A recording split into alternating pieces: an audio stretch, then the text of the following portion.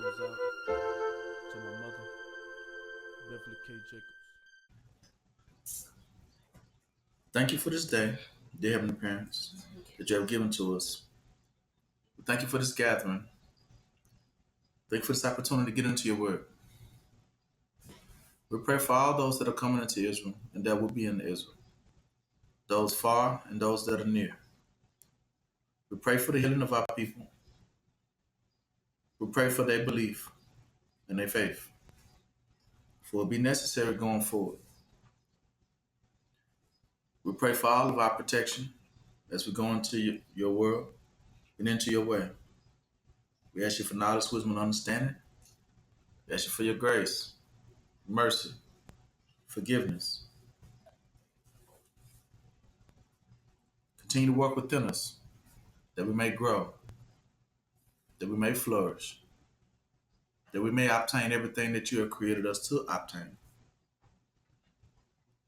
Most importantly, we pray for your spirit of truth, the spirit of power. In the name of Yahuwah, we pray forever and ever. Hallelujah. All right.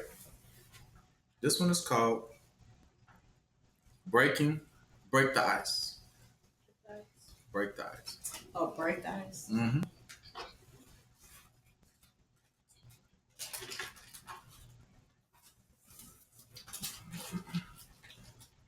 Break the ice.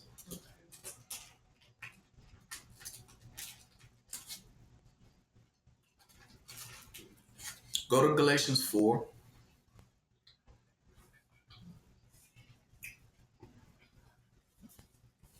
Now, the reason why today we want to talk about breaking the ice is I'm talking about the firmament,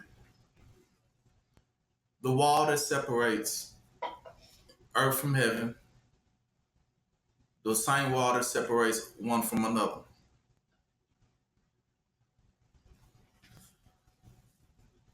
So we have to break the ice, or the door, the divide,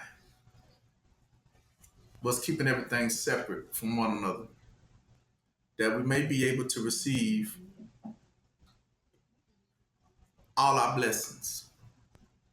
Like sometimes they used to do rain dances back in the days when the land would get a drought and they needed it to rain. And they was like, man, we needed the rain badly. And so they would do everything they could do, play their, drums and things like that and dance and stuff until they started seeing the dark clouds come in the sky in order for it to begin to rain. Those moments what they was calling like was like breaking the ice. Like we need this badly.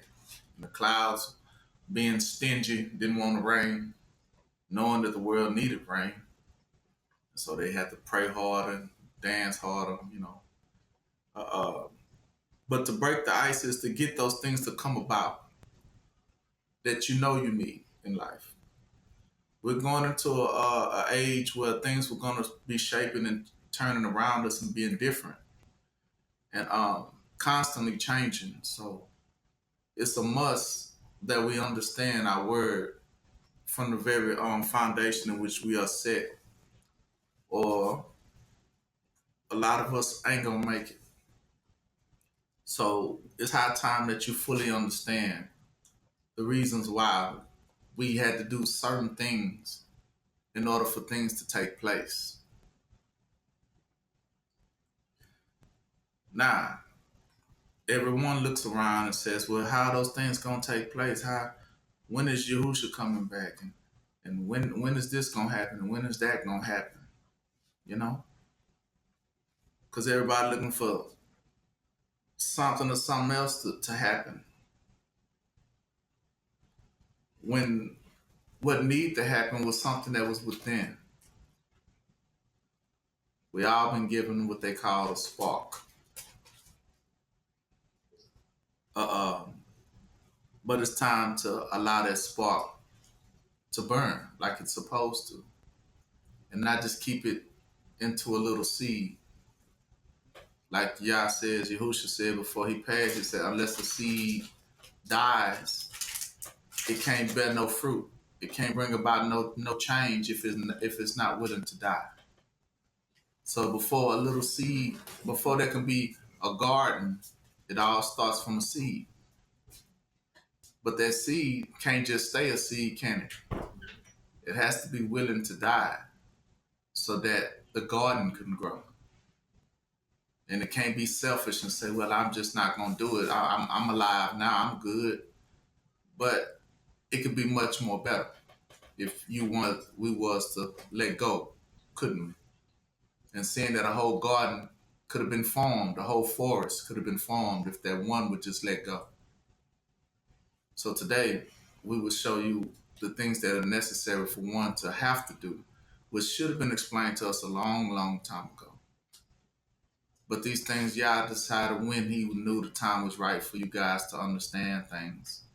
So I'm giving it to you today so that you can understand these things and begin to think about these things.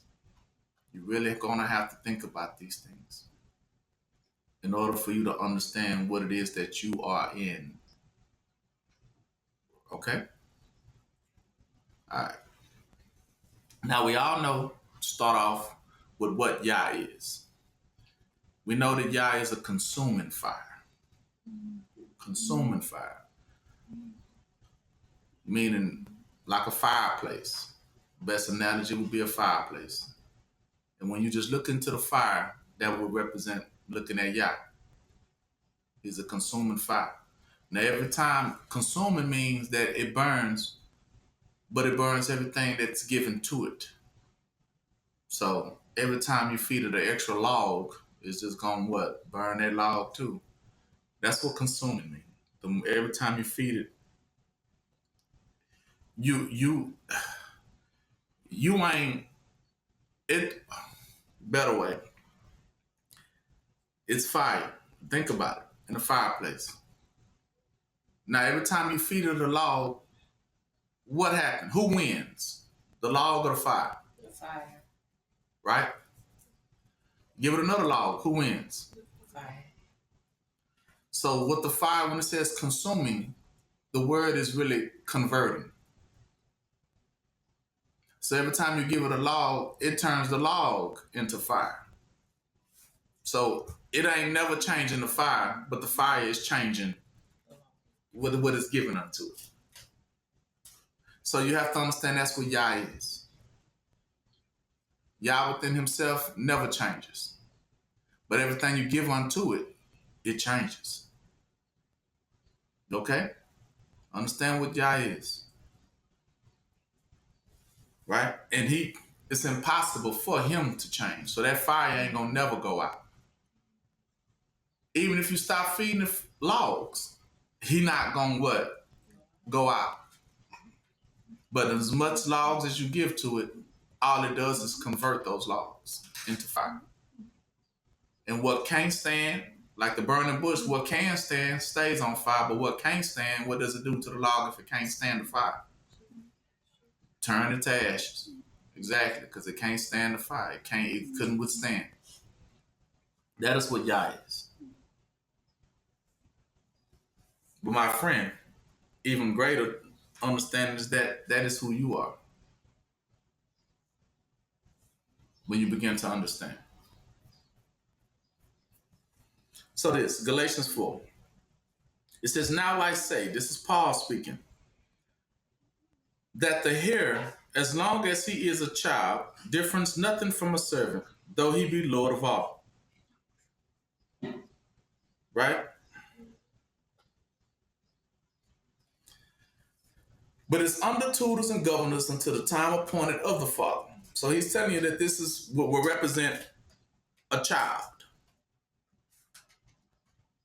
And when he's considered as a child, he is considered to be under conditions. Every child is under conditions and circumstances, right?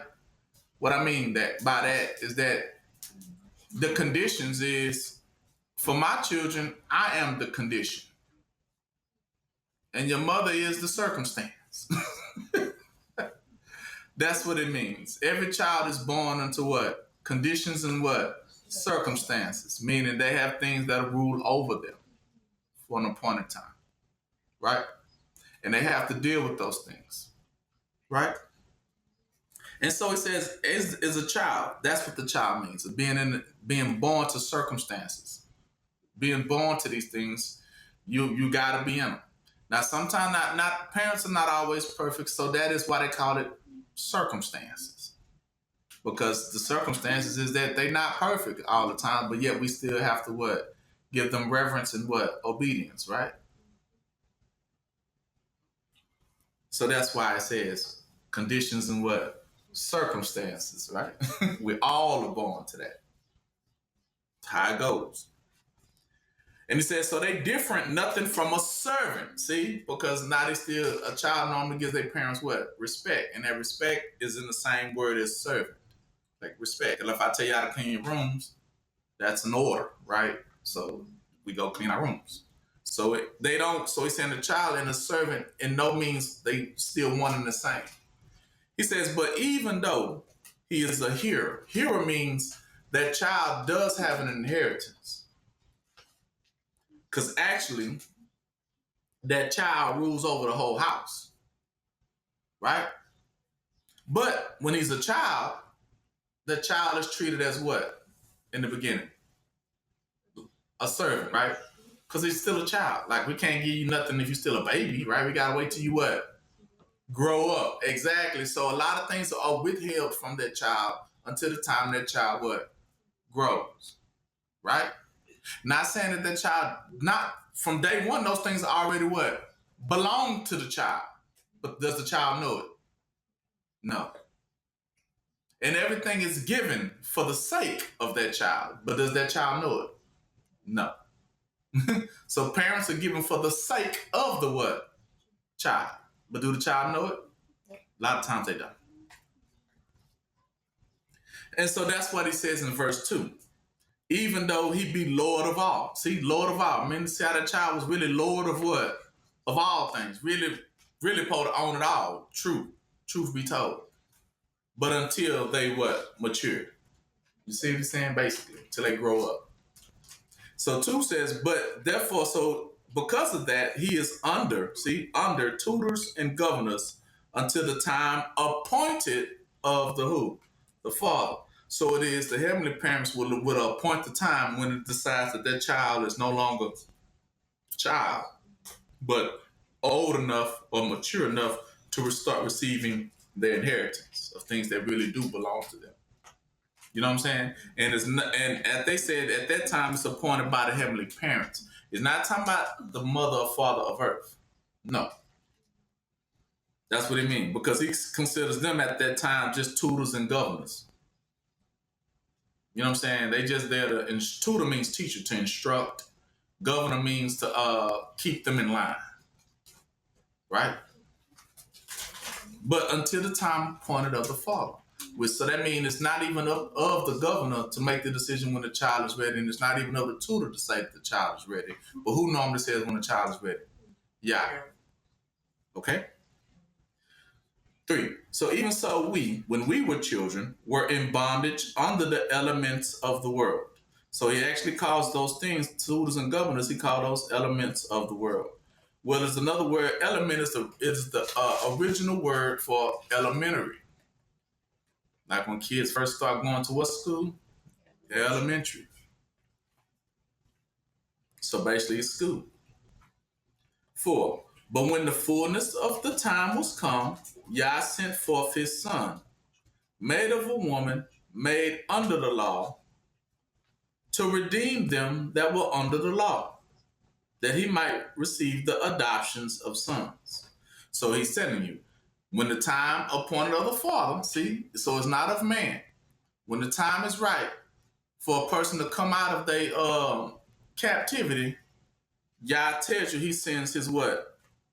His son to come get you. He sends a son of Yah to come what?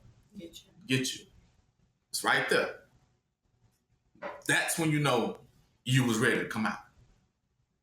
Wasn't before then or none of that. Wasn't you couldn't get yourself out of it and say, well, I'm ready. So know that too. It's not of you to even say that. Add that to that point. It ain't of your mother to say you're ready. It's not of your father to say you're ready. It's not even of your teachers to say you're ready, right? And it's not even of yourself to say what? I'm ready. But what does it say? When the Father say you're ready, what does your Father say he does? He sends his son. Okay? That's how you know you're ready. He sends a deliverer. The same way when you normally would get married, especially for a girl, before she normally leaves under her father's house, she normally is someone comes to what? Deliver her, which represents her man. And he will come meet the father, and things like that. And he normally comes takes, right, the daughter, hand in marriage. That represents a son of what? A son of Yah. You've been what? Delivered.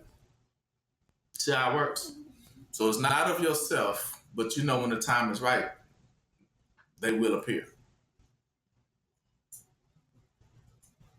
Saying, come with me if you want to live. Not Terminator. But no, I'm just saying.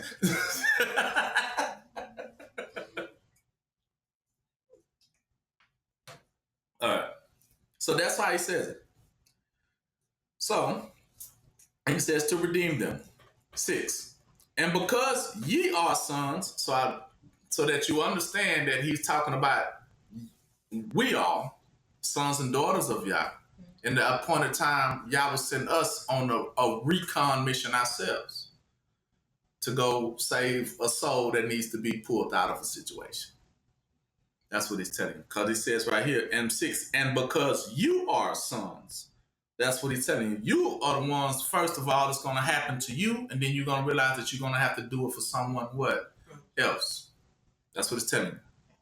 When you're going to get pulled out one day, and then you're going to see everything, and then once your turn is done, then Yah sends you back to go receive someone else and pull them what?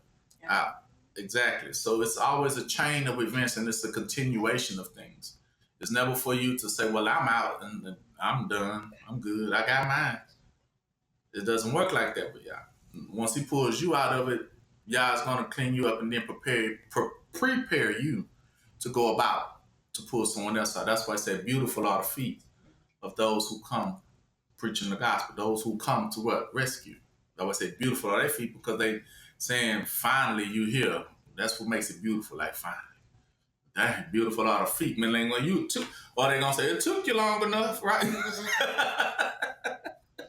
But you're there now, because the beautiful is that it took a lot of preparation to get that person ready to go receive whom they had to go get, right? It takes a lot of preparation for a man to meet a woman. It does. It takes a lot of preparation. It's not no easy task, for those who know. They know. You got to be ready for a person to receive a person, because that person can have all type of things going on. So it takes a special type of person to receive a special type of person, right? And so that's how Yah does it. So in the meantime, while that person going about their daily activities, like, oh, I wish I can get saved, right? You know how they be like, oh, somebody can get me out of this mess, right? While they sign and moaning and groaning to be saved, the other person's on the other end, probably on the whole spectrum of the world, getting themselves what? Prepared, right? And it takes a process. It's not easy. You know what I'm saying? It's not, and it's because they have to be tailor-made for that person. Tailor-made. And that's not an easy task, taking a whole mold of clay and forming it to be perfect for that particular person. It takes a process. It takes a lot of things that goes on behind the scenes to get the makeup perfect for that person to say, okay, now, because if you send them too early, right, they're not gonna meet right, or some gonna be off, and whatever effect that was supposed to take effect doesn't normally take effect, because it was either too early or too late, and it wasn't the right situation or the right moment. So it has all those things take place with Yah before Yah does that, okay? So that's why Yah always tell us in the meantime, be what? Patient. You always hear that word, patient. Be patient, be patient, be patient. Because you gotta wait for Yah to get things ready. We make a prayer like, Yah save me, please. And then Yah says, I hear you. So I have to now get somebody what? prepared to come. So you have to wait on that preparation time it takes for y'all to get this person head in the game to know what they need to do. Because y'all has to y'all deals with each one of us individually. So he gets our head into the game. Like, okay, this is what you're gonna have to do. And they start thinking about it after a while, like, oh. And then they get that epiphany, that light bulb, that enlightenment moment, like, I know what I need to do. Aha. I gotta go, y'all. And like, where you going? I got somewhere I have to go. Right? And then they know they're on their mission. And then they're gonna meet the person they always meant to come get. So that's what he means right here. All right. So he says, and because you are sons, Yah has sent forth the spirit of his son into your hearts, crying what? Abba, Father. So the spirit that he puts into your heart is to understand this, that you're crying or praying, Abba, Father. It's the moment the spirit lets you know that ain't nothing else finna what? Save you. So you gotta cry out to who? Yah. And this is that moment when you realize that it ain't gonna be through money. It's not gonna be through fame. It's not gonna be through none of those things that you thought used to be effective. Those things will no longer be what? Effective. And then you'll begin to start seeing it. You'll see the decline of those things in your environment. You know how you used to have abundance of food, but now no longer the food is that no more. You see how these things starting to decline all around you? It's because that means it's time for you to now cry out what? Abba what? Right, it's time for you to switch gears and say, okay, I can't keep putting my faith in these things because these things are beginning to dry up what? All around me. I have to switch to what is and where's my life force and what is my lifeline going to be from this day forward. I have to switch over because I can't continue to sit on a sinking ship. You see what I'm saying? I can't just keep sitting on this sinking ship telling me it's going to be all right, it's going to be all right. And that ship is what? Sinking. And you just, what? Okay, I'm just going to... And then to get out to here, look, the water going to be right here. And you hold your breath, and you get to your nose. And you still don't want to get off, now it's all up under your eye. You're like, oh, okay. Now I'm ready to, yeah, okay. It's telling you that it was... You know how a person hides when the water rises and they know the water about to cover them up and they like, okay. Oh, okay. Oh, and then here we go. You know, and yeah, that's how it is. So the goal is to get you off that ship ahead of time. Because yes, the ships are what? Sinking. We know it, we see it, we hear it loud and clear. So you have to switch over. And this is why Yah had always had to establish this ahead of time so that you would have your anchor and that you would have your lifeline, that you wouldn't drown with the rest of the people being tossed what? To and fro, trying to figure these things out. Okay? So, 7. Wherefore thou art no more a servant, but now what? A son. And if a son, then a hearer of Yah through Yahushua. So that would mean if you are a child of Yah, which you are, then Yah will start beginning to reveal to you what are some of the things that are included, that are benefited to you of being a son and daughter of Yah. Like the things we want to learn today. Things that are benefited to you. Knowing that everything else is drying up, you needed to know this. Being a son and daughter. That's why Yah told you from day one to what? Believe. Okay? Watch this here. So how be it then, when you knew not Yah, you did service unto them which by nature are no gods. See? Before you knew Yah, you was running after those things, chasing after the bag and all. They say that's what you was doing because you didn't know no different. You didn't know it of no different. Like that's all I thought it was just what we all was doing out here. But now, 9, after that you knew Yah, or rather are known of Yah, how now, after that, can you turn back and still be worried about those things? That's what he's asking the question to a believer now. Right? How can you turn back to those weak and beggarly elements whereunto you desire again to be in bondage to? Why would you desire to go back to those ships once you've been taken what? Off the ship. Why would you desire to go back and still then ask yourself, well, that ship will save me. It did at first, I was doing good. If you were doing good, you wouldn't have got saved off the ship. So it was for you to get off of it, but also let it go completely. Put it in your rear view. You're done. So you observe days and months and times and years. So now he's telling you that you swear you can understand the times and the changing of times, right? That's what he's talking about. Because now, be like the donkey, sniff the air. Is things are not changing? Yes. Things are what? Are changing. That's what he said. You observe days and months and times and years. Meaning you don't see the change that's coming? You don't see it coming? With the Trump tariffs and things, you don't see that stuff what? Coming. You don't see change as what? Coming. 11. So I am afraid of you. At least I have bestowed upon you labor in vain. So he said, I'm afraid of a person like you. Saying, not that he's scared of you. He's saying he's afraid for you. Because if you're going backwards, then shame, right? At least he had did all this in vain to try to bring you out. But then you go back to those things and think, well, maybe we still need those things. We need a few of those before we can. Do you really do? You think you really do? You got to understand what this is about. So 12. So brethren, I beseech you, be as I am, for I am as you are. You have not injured me at all. You know how through infirmity of flesh I preached the gospel unto you at first. So he's telling you, that even when he was in his struggles, he preached the what? The gospel to you. I mean, he taught you this from even when he was in the midst of his struggle, like not knowing what he's gonna eat, not knowing what he was gonna sleep sometime, not knowing what he was doing, being thrown in and out of jail and stuff for this world. He's telling you, this is Paul talking. Paul went through a lot.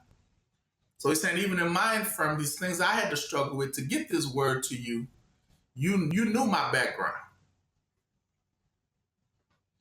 And he says, and my temptation, which was in my flesh, you didn't despise not, right? Because when I brought this to you, you wasn't tripping about my background then, right? You weren't worried about how I got here. You were just glad I was here. So that's what he said. You didn't worry about when it was time for the saving.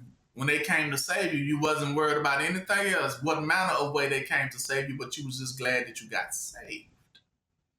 Right? And you despise not, nor rejected, but receive me as a what? When he said beautiful are the feet, so he said you basically is as in what? An angel of Yah. That was how I feel when you get saved. Oh, thank you. Even as who? Yahushua. He says that when you did receive your saving, you received that person as if he was what? Yahushua. In the flesh. That's how deep it was. So 15. But where is then the blessedness you speak of now? So where's the faith now? Where is the belief what? Yeah. Now. For I bear you record that if it had been possible in those days, you would have plucked out your own eyes and have given them to me, like, please see for me. I can. Meaning because they thought he was what? Yahushua in the what? In the flesh. So they was like, whatever you say, that's what we doing. We rolling with you because we know you got it. You is. That's what he was saying. He says, but 16, but am I therefore become your enemy because I tell you the truth now? So I mean, has it changed?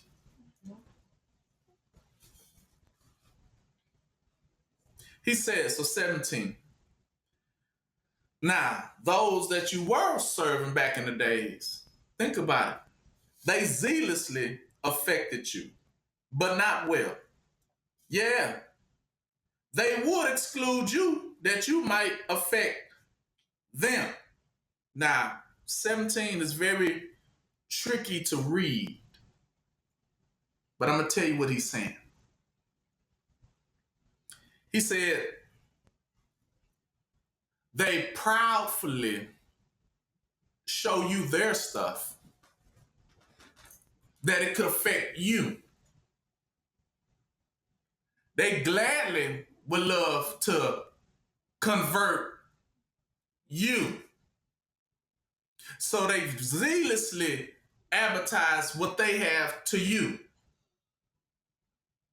Christmas, Thanksgiving, holidays, pride parades, commercials, right? That they might affect who? You, and convert you. Gay commercials, everything. But he says, but it was not well, right? But not for well. It wasn't for your good. Yeah. But then he says, but they would exclude you.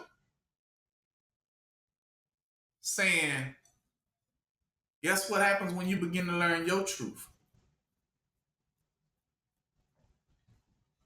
Then when you begin to say something, they what? What they tell you to do? Huh? Shut your mouth. Yeah, you can't say that. You can't do that. You can't talk like that around here. Least you what? That you might what? Affect what? Them. You see that? Because they don't want to be what? Converted. You see, that's what he's saying. See, now they ain't got no problem zealously, like a parade. Pride parade of it. Like we doing this zealously. They celebrate their holidays religiously to try to convert everybody in the room to do as they are doing. They go around passing out Santa hats. Everybody get one. Hey, you get one, you get one, get one, you get one. Right here, you get a sweater, you get a sweater, you get a sweater. This is what we all do. Here, you need a candy cane. Wake up, get in the jolly spirit. You know, that is everybody zealously trying to get you to convert. But the minute you begin to understand your truth, then they want to exclude you. No, you can't talk like that. That's against the rules. That's against the policies. That's not, no, we're not talking like that around here. Talking about Yahuwah? Who? Yahusha? Oh, no. Jesus we can receive. But when you get to talking like that, no, we can't do that religious stuff around here. We can't talk like that around here. We can't celebrate that around. No, we're not doing that. Least you what? Affect what? Them. You see what Paul was saying a long time ago? Because 18 says, but it is good to be zealously affected always in a good thing, to be converted towards something that was good. And not only when I am present with you, what? My children. That's what he's telling. It's always good to be converted to something that's good. Like, that fire, remember? That consuming fire. No matter how many wood, you can switch from wood. You can throw metal at it, right? You can throw what? What else you can throw at it? Gold. You can throw gold at it.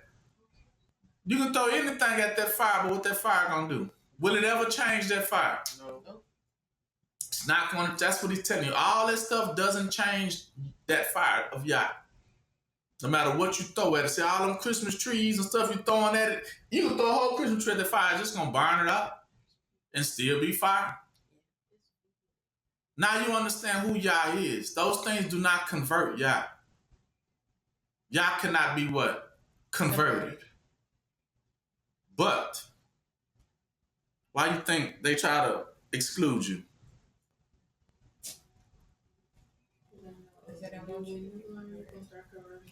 There you go. Because the Yah in you is going to start what? Converting them. And that's what they are what? Afraid of.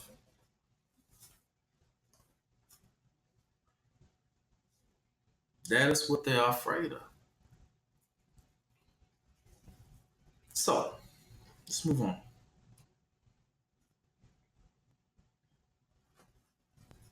Go to Isaiah 28. Yeah.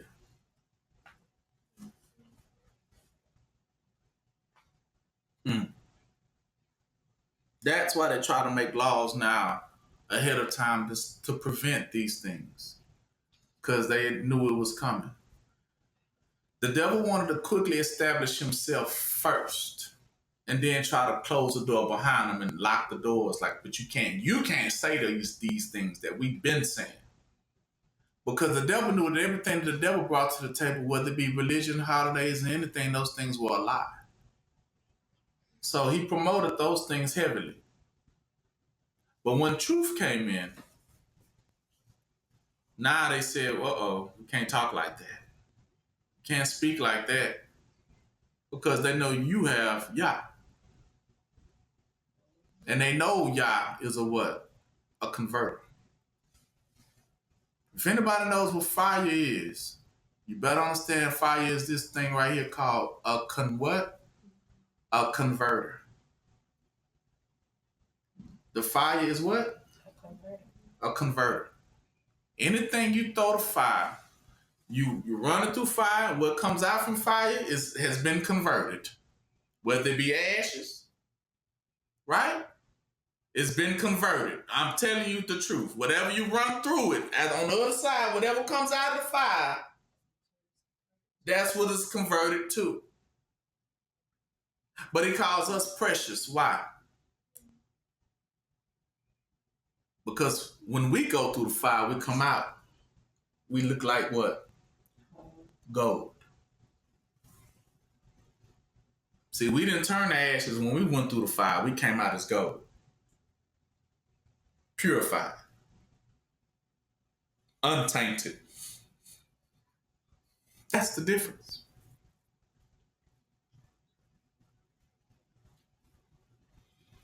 How you know he's talking about that? Let's start reading. Isaiah 28. Woe unto the crown of pride. See, that's what we're talking about, the prideful ones. They love to boast and they love holidays and things like that. Woe to the drunkards of Ephraim, whose glorious beauty is a fading what? Flower. It's just a fading, because it's going to fade away. Because it's going to fade away to one thing. Which are on the heads of the fat valleys of them that are overcome with wine. And they drunk with all their little religions and holidays and festivals and stuff. Behold, the Lord has a what? A mighty and strong one, though, which as a tempest of hell and a destroying storm, as a flood of mighty waters overflowing, shall cast down to the earth with the hand. Listen. The crown of pride, the drunkards of Ephraim shall be trodden under what? Underfoot. And their glorious beauty, which is on their head of the valley, shall be a fading flower, and as a hasty fruit before the summer. Now, who's the summer? That's Yah. That consuming what? Summer. And the hasty fruit is the fruit right before as it gets close to the fire. What that happens to that fruit as it gets close to the fire? It starts stripping up, withering up. Yeah, because it knows that fire finna what? Consume it. And it's about to do what? Convert it. Because it knows that it was a what? A lie. Now it's being tested against the truth. That's why he says, in Zion, I leave a precious stone. I'm going to put it right there. And it's going to convert a whole lot of people. Now, everything he said go to it, he said it's going to be marvelous. Because he said, it says if things go to it, said whoever stumble on it shall be what? Broken. Remember that? Mm-hmm. Broken to pieces. And whomsoever it shall fall on shall grind him to what? Powder or dust or ashes. You see? Because what did he tell you that stone is doing? It's converting. Exactly. Everything come its way. And that's why he call it a stone. Because remember, Yah ain't going to be what? He can't be, the fire cannot be what? Converted. but everything that comes to it will be. So he says that he set it as a stone because the stones are by nature very what? Heavy to what? To move. That's what he's telling you. This one will not be what? Moved. But it's definitely going to do a whole lot of what? Converting. But he will not be what? Moved. Exactly. That's what he's talking about. He said, like hasty fruit before the summer, which when he that look upon it seeth it, and while it is yet in his hand, he eat it up. That would mean he consumed it. He said he ain't even got it to his mouth yet. He said while it is yet in his hand, it already eat itself up.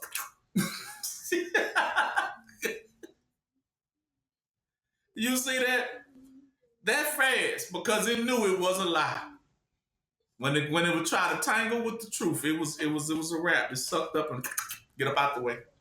He said, well, yeah, he said like if somebody handed him an apple, right? The consuming fire, and he get ready to try to put it to his mouth and eat it, but before he can even get it close, it's already where it's over for. That's what he said. Everything that is of a lie that come next to it won't never be able to stand against it. Because it's a lie, and it can't touch the truth for nothing. That's what he's talking about, a consuming what? Fire. I mean, it converts, but it can't never be what? Converted. So, go to Matthew 10, 32 through 40.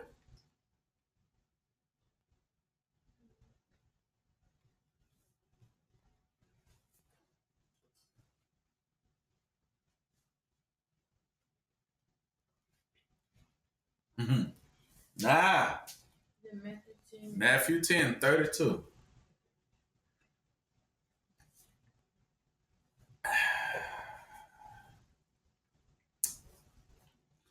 Whosoever therefore shall confess me before men, him will I confess also before my Father which is in heaven.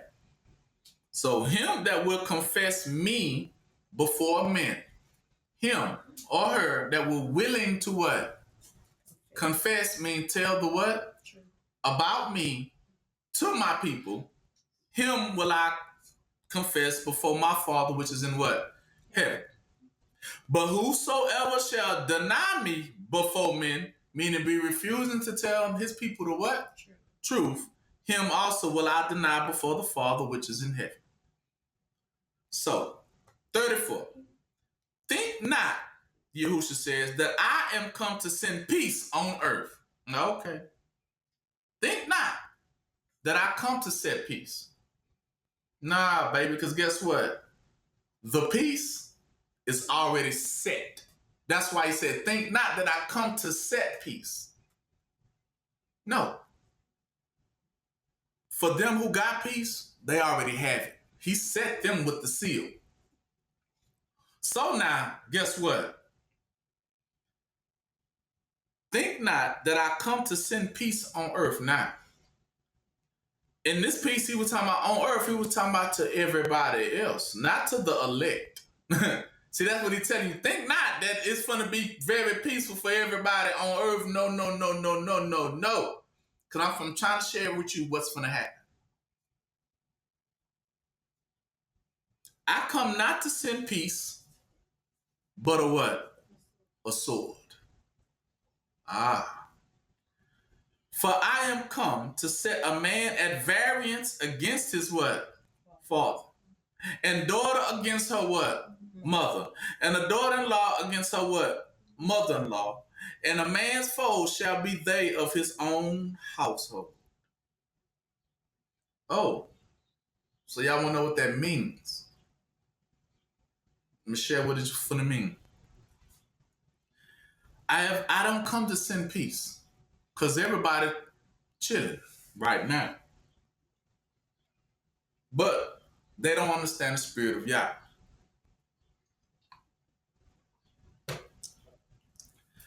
Yah cannot sit in the household with two spirits in it.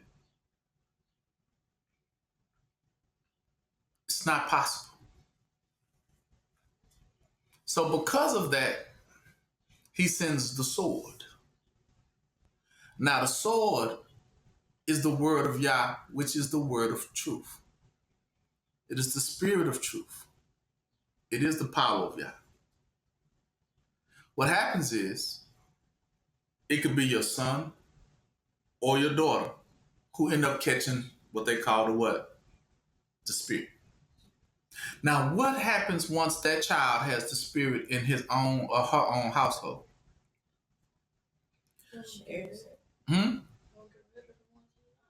Yes, both of you are right. For one, she begins to share her truth. Now, because the other ones who don't got the spirit, they have other things that they believe in. And because they have other things that they believe in, it creates variance. Meaning it creates enmity.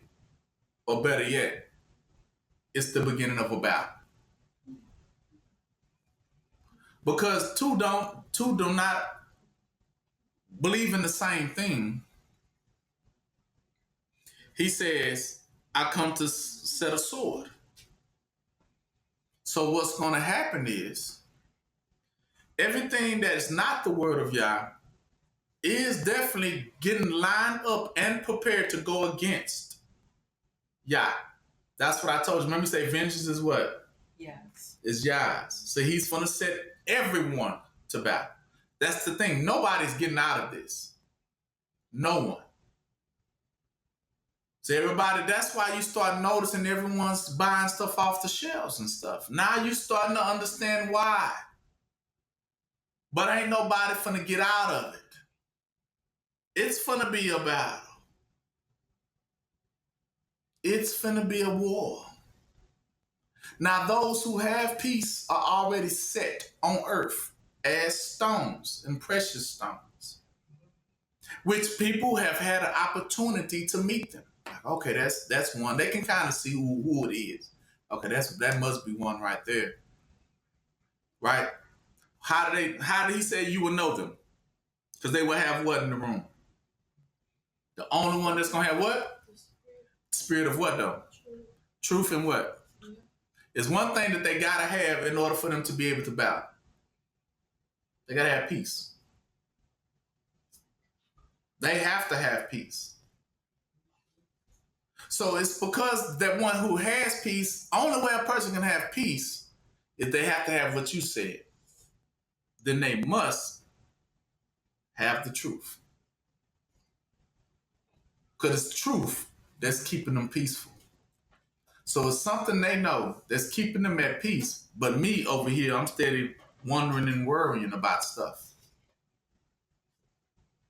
So because of that, that's what he means now. Because I have already sealed my people with peace. They're going to be fine throughout this battle. So now because they have peace, I have already told them now to prepare for what? Battle. Right? Because of this. They already know there's going to be a whole lot of unpeaceful people coming to try to do what now? Steal your what? Your peace. So the battle is set, but vengeance is Yah's. Because that's what Yah wants. So it's nothing to be afraid of. It's because the battle is Yah's. Because you know peace comes with a cost. And because of that peace, he said it's going to set variance. It's going to set a father against sons, sons against daughters. Because everybody coming at you because they want that peace. Peace is power. So everybody's saying, we need to get that one right there. So they're going to come with everything they what? They got.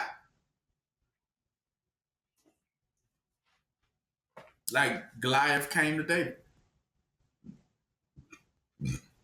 But guess what? Now, some of them going to come physically with sticks and stones, but others try to be more subtle like the devil. They'll come with other things to try to get you.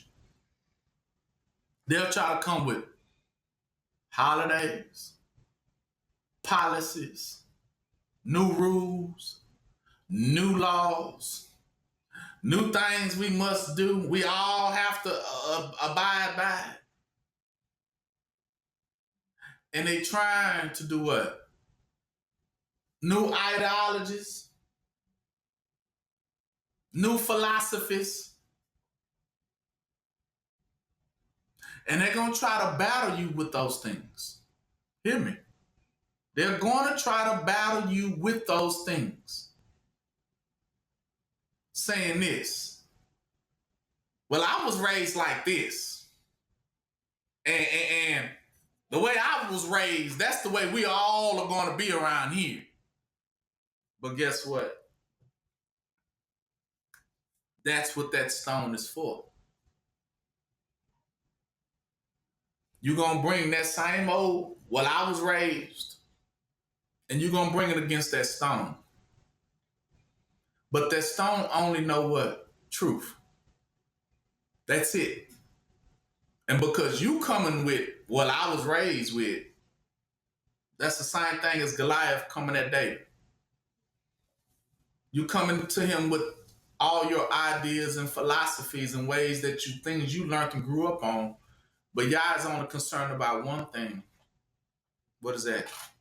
Truth. And if your stuff and your conversation does not have any truth in it, you just want to come with the I was raised. Back in my days, we did it like this or we did it like that. It's not going to matter because all that stuff is going to be, he said, he has handed them a sword. And their job is to chop you what? Down. Because what you're doing, all them teachings and all those things that have spoiled other people. Right? Because God, Yah says he wanted like this to every knee bow and every tongue what? Confess. And so he's not concerned about your so-called truth. He's only concerned about the truth. Because he's going to establish everyone under one what? One truth. One truth. Not two, not three different ones. Not one mind, one language, one spirit. You're not going to be coming with no, well, we want to do this over here. Or we want to do this over there. All them different religions, all those different occults, all those different ways of thinking are going to be brought against the truth. That's the battle. But Yah is in the one that's telling the truth. That's the mystery of it. And Yah being in the one that is telling the truth is going to slay all of them. All of them will be broken. That's what he's telling you. And he says he don't even care if they in your own household coming to you talking about, but I was, he said mother, son, daughter. So it's better. It is better for us all to be on the same what? Page. Or you're going to be beautifully what? Broken. Because in one house cannot have multiple spirits. He's telling you now, you're going to be broken. And don't think for a second that the evil one was going to win. That wouldn't make y'all consuming fire if it was. Meaning you ain't going to convert the fire. It's going to what? Convert you. Or burn you up all together. And that's what's going to take place. Because everybody now has to get prepared. But these stones are already set. They already been planted by Yah. Stone actually is talking about seed. Because they're going to grow and they're going to blossom and they're going to flourish in this battle. Because they are who they are. And so that's why he said, I'm going to set a lot of people against them. But it's for They don't understand what fire is, or they wouldn't come against it. Remember what fire is. Remember, it cannot be what? Converted. So all it does is what? Converts. So everything you throw at it, you finna lose it. It's just gonna consume it. And the more you keep throwing at it, the more stuff is just consuming. And the more you keep throwing it till you throw yourself at it, then you're gonna be what? Consumed. You're not gonna put the fire out. But if anything, what you've come to realize, because it is a converter, everything you throw in that fire, every time you put more logs on fire, what does the fire do? It grows. So the more you throwing at it, is the more you helping what? Making it get stronger. So that's what they don't understand. The more you throw at it, the stronger it's getting. But if they were smart enough, they wouldn't throw nothing else at it. Keep it small. Keep it small. But they can't, they have no choice, because who set the battle? Yeah. See, that's what I mean. Yeah, vengeance belongs to who? Yeah. So he's gonna force them to what? Come to that battle. Even though they be like, man, I want to call out to that. I don't feel it. I'm not feeling it. I'm right. He's gonna still make them go. And they know they don't want to go because they already knew what it was anyway. I didn't see him toe down about 7 people in a row. But and then y'all said, you up next. You're like, dang. I know I ain't got nothing forward, but here, I got my best shot. But because it is a consuming fire, it's going to convert. That's what he's telling you, that these are people are afraid of your conversion because they know it's the conversion of Yah. They don't want you to speak. They don't want you to say nothing. They want you to be quiet, because it is your presence that makes you that influence. And that influence they are afraid of, because they know you telling the truth. And they know they've been lying. But they want to keep their what? They want to keep their lies. Like, we just want to keep our lies. This is that bad. And it's like, well, yeah, it is. It is. So no, you can't keep none of it. Well, how about just this one little thing? Nah, that too. But I just want to keep that too. Come on. Give me that. Because y'all already gave you the choice. It was either to give it up peacefully. That's what the smart ones did. Or give it up unwillingly. And in battle. But you still was going to lose it either way it goes. That's why he says, and you think I come to set peace? I didn't come to set peace. You thought I come to give peace to the joy to the world. No. That ain't what he come to do. That's why I say, if you know Yahushua, you think you know him, but you don't know him. Nah, he come to really do a work. Right? And it's going to be happening. It says 37, he that love father or mother more than me is not worthy of me. See, but if you love those things more than you love Yah, you're not worthy of Yah. And he that love a son or daughter more than me is not worthy of me. He that taketh not his cross, see, if you don't do it willingly, on your own, take not your own cross, like, okay, let me just pluck this stuff up, because I already know this ain't no good. You know what I'm talking about? You can either do it yourself, or he gonna do it for you. And it ain't gonna be pretty. It ain't gonna be pretty. That's what he said, 39. So that's what he means. He that try to find his life shall what? Lose it. But he that lose his life, meaning go on plug it up for himself. Go on, you know what? I'm just taking mine up now. Ain't no sense. And go on convert. He shall find his what? Life. That's what he was trying to tell you. Right. That was what he was telling you. That's why he says the reward of it. 40, I mean. So he says, so he that receive you, receive what? Me. See, if they go ahead and just receive your word, say, you know what? Whatever you saying, that is what it is. We ain't going to argue with it. We're going to go ahead and submit to that. I mean, that is to receive it. That is to believe. I believe. I believe that. I believe it. He said, if they receive you, then they receive me. But he that received me, receive also him that sent me. Yahushua talking about receive Yah, the heavenly parent. They'll be blessed. Right? Listen. 41. He that receiveth a prophet in the name of a prophet shall receive a prophet's what? Reward. See, you get blessed if you wouldn't go ahead and just submit and give in to it. That's what they don't know, but they think they can challenge it. And think, nah, I got some stuff. I know some things. You know, they taught me karate or they taught me some things when I was young. I know magic. You know, I'm going to see what I can do. Hocus pocus out there. I'm going to try it. You know what I'm saying? Maybe this will. But then when all that stuff get taken from you, then you still going to be looking like a fool. You're going to be looking like a fool.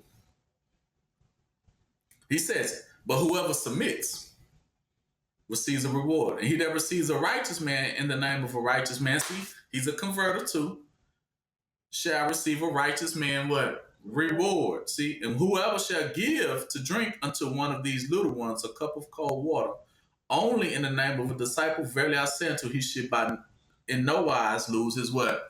Reward. So if you bless those that you know, you communicate, and you're doing the right, you know, the will of Yah and submitting unto what you know is the truth, then you ain't got a problem and you receive blessings and rewards for doing so.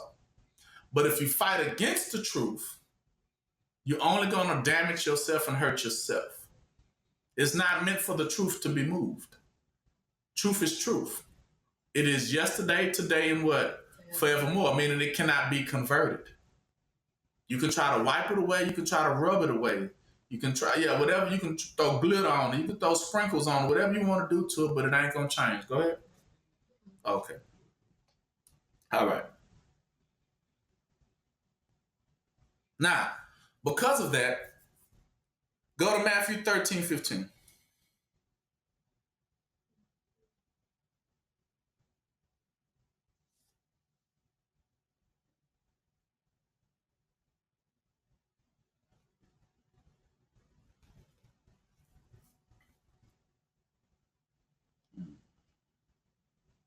It says it right here.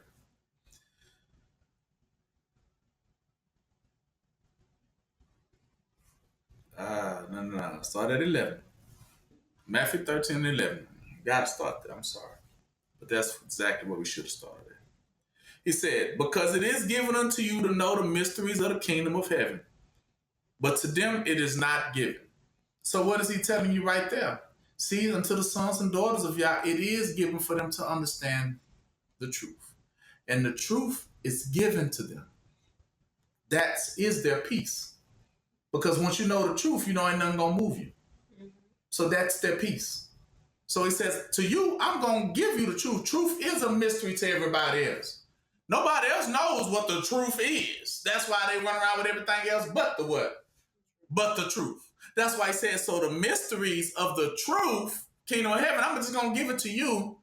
That way, when they come ready for battle, guess who's going to win? See, I gave it to you to understand these things, but to them, it was not given.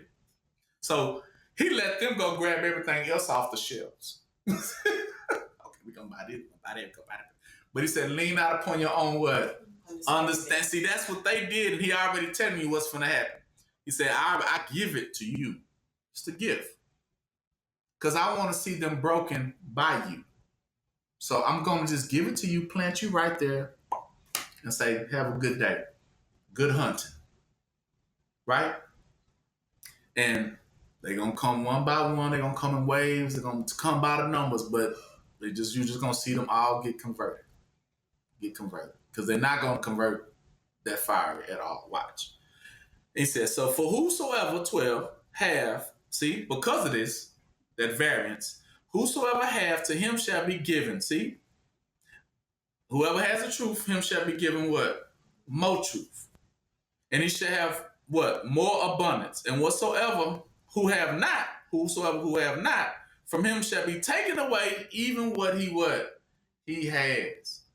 It shall be taken from him even what he has. If he ain't don't know no truth. He gonna be beautifully what? Broken. And I mean he gonna lose what? Everything in that battle. They call it the spoils of war. Right? The same way David Saul lost everything of his house to what? To David. Everything got converted over to who? To David. Remember? King Saul? But everything King Saul had got converted to what? To King David. Because who took over king after that? King David. So he took all the Saul soldiers, all Saul king's men, all the king horses. Yeah, everything goes to David. That's what converted means. You lose it all. Because you didn't come with no what? No truth in this battle. But the truth is already given. To whom it is given what? To. Listen. Therefore speak I to them in parable. That's why I said, therefore, this is the reason why I did speak to people in what? Parables or in mysteries. Because what? It says, because they sin, they will see what? Not. And hearing, they will hear what? Not. And neither do they what? Understand.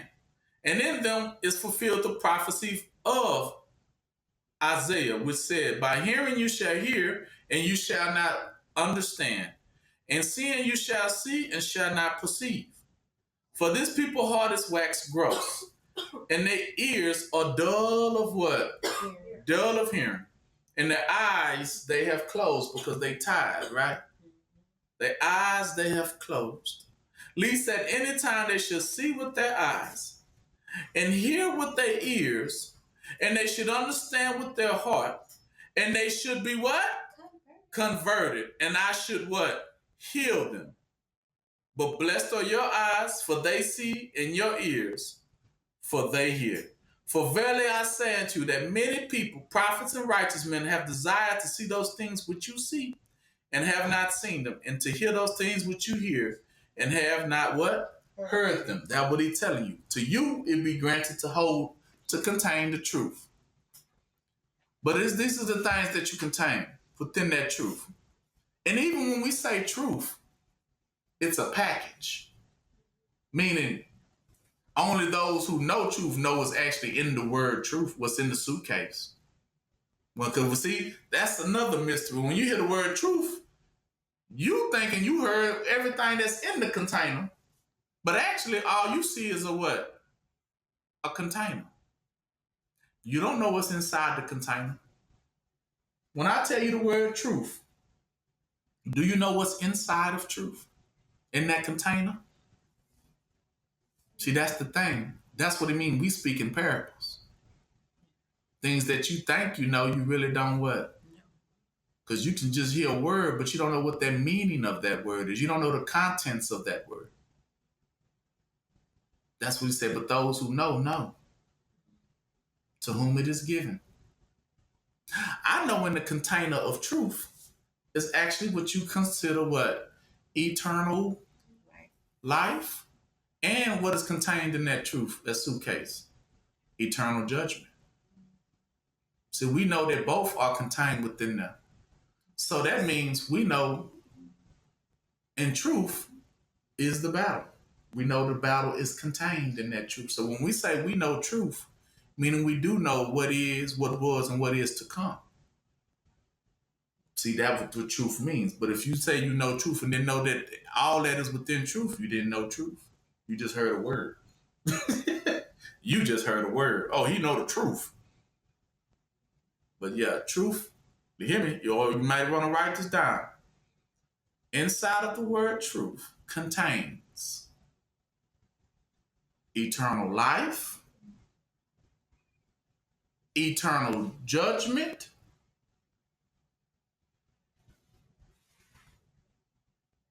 what else?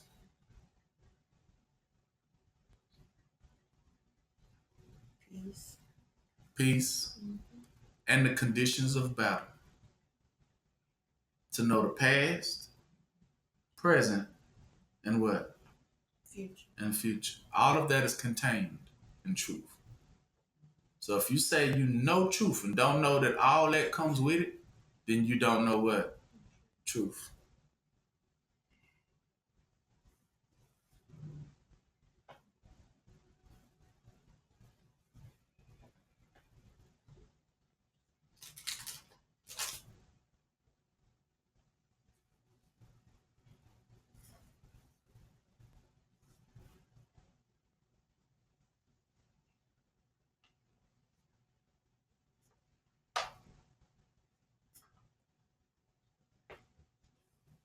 Go down to 31 since y'all there.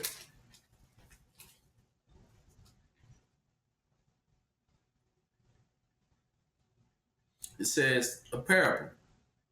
The kingdom of heaven is like unto a grain of a mustard seed, which man took and sowed in his field, which indeed is the least of all seeds, but when it is grown. So remember that stone? I lay a stone. See, that stone is a seed. But when it is grown, it is the greatest amongst the what? The herbs, and becometh a what? A tree. So that the birds of the air come and lodge in the branches thereof. I'm in Matthew 13 and 31 to 32.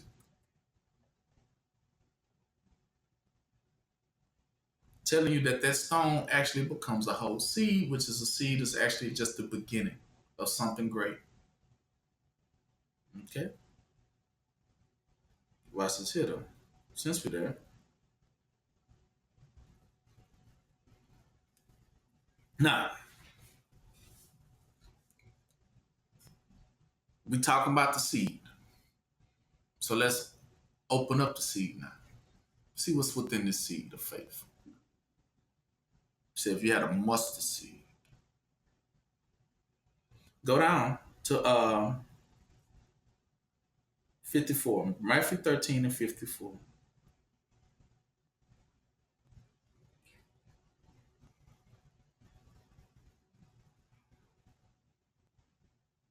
And it says, and when he was coming to his own country, he taught them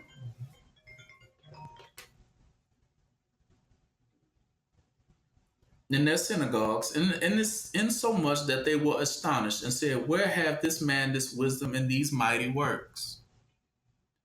And they said amongst themselves, is not this the carpenter's son? Is not his mother called Mary? And his brethren James, Joseph, Jose, Simon, and Judas? And his sisters, are they not all with us? So whence then has this man all these things? So that's what they were saying. The people got to saying to themselves, he's saying and doing things, but ain't he just a man? Ain't he just, ain't that just her brother? Ain't that just another person out the streets? Why are we thinking any more of this person? Right? And he says, and then they were offended in him. But Yahushua said unto them, a prophet is not without honor, save in his own country and in his own what? House. That's what he said. He's going to set them at variances in their own house, right? Mother against daughter. That's what he telling you. He said, in 58, what I wanted y'all to see. And he did not many works there because of their what?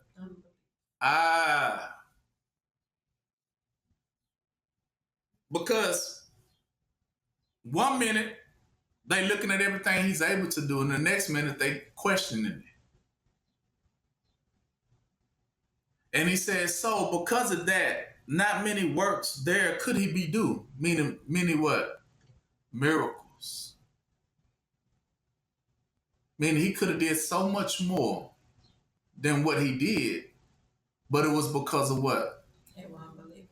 They was unbelievers.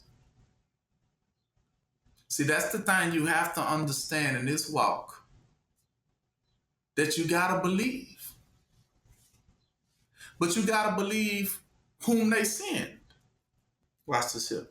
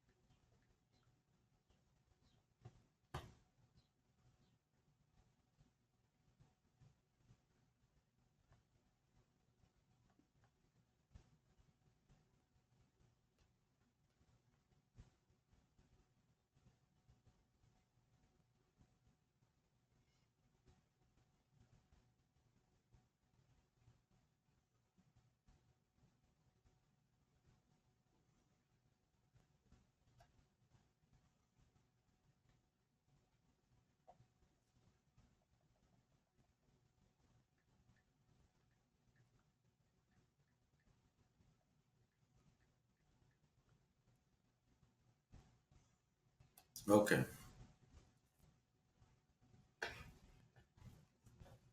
Go to Matthew 16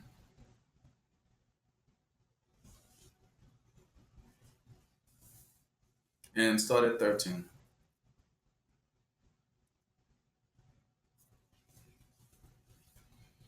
It says, so when Yahushua came to the coast of Caesarea Philippi, he asked his disciples, saying, because they hearing a lot of chatter.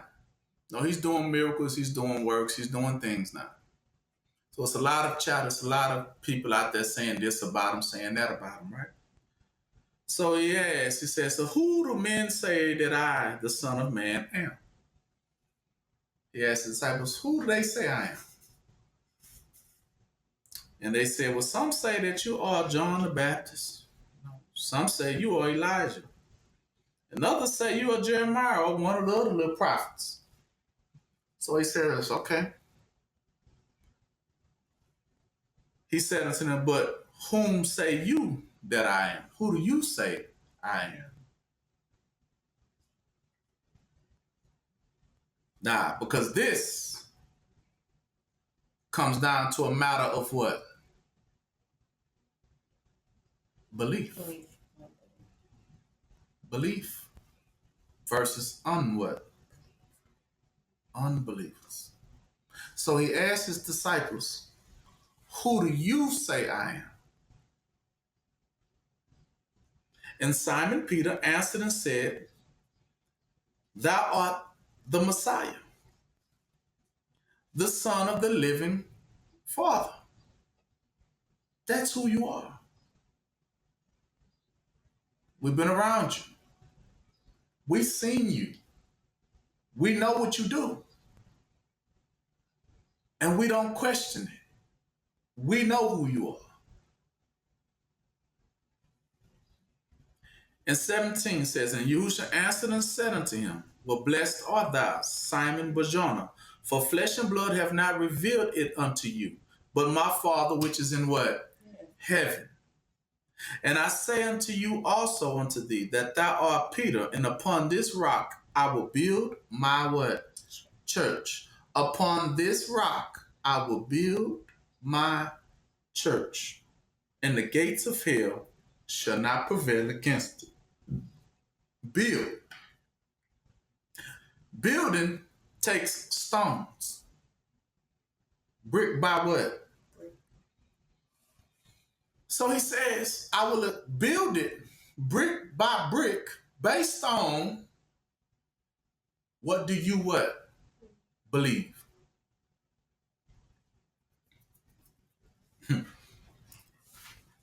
19.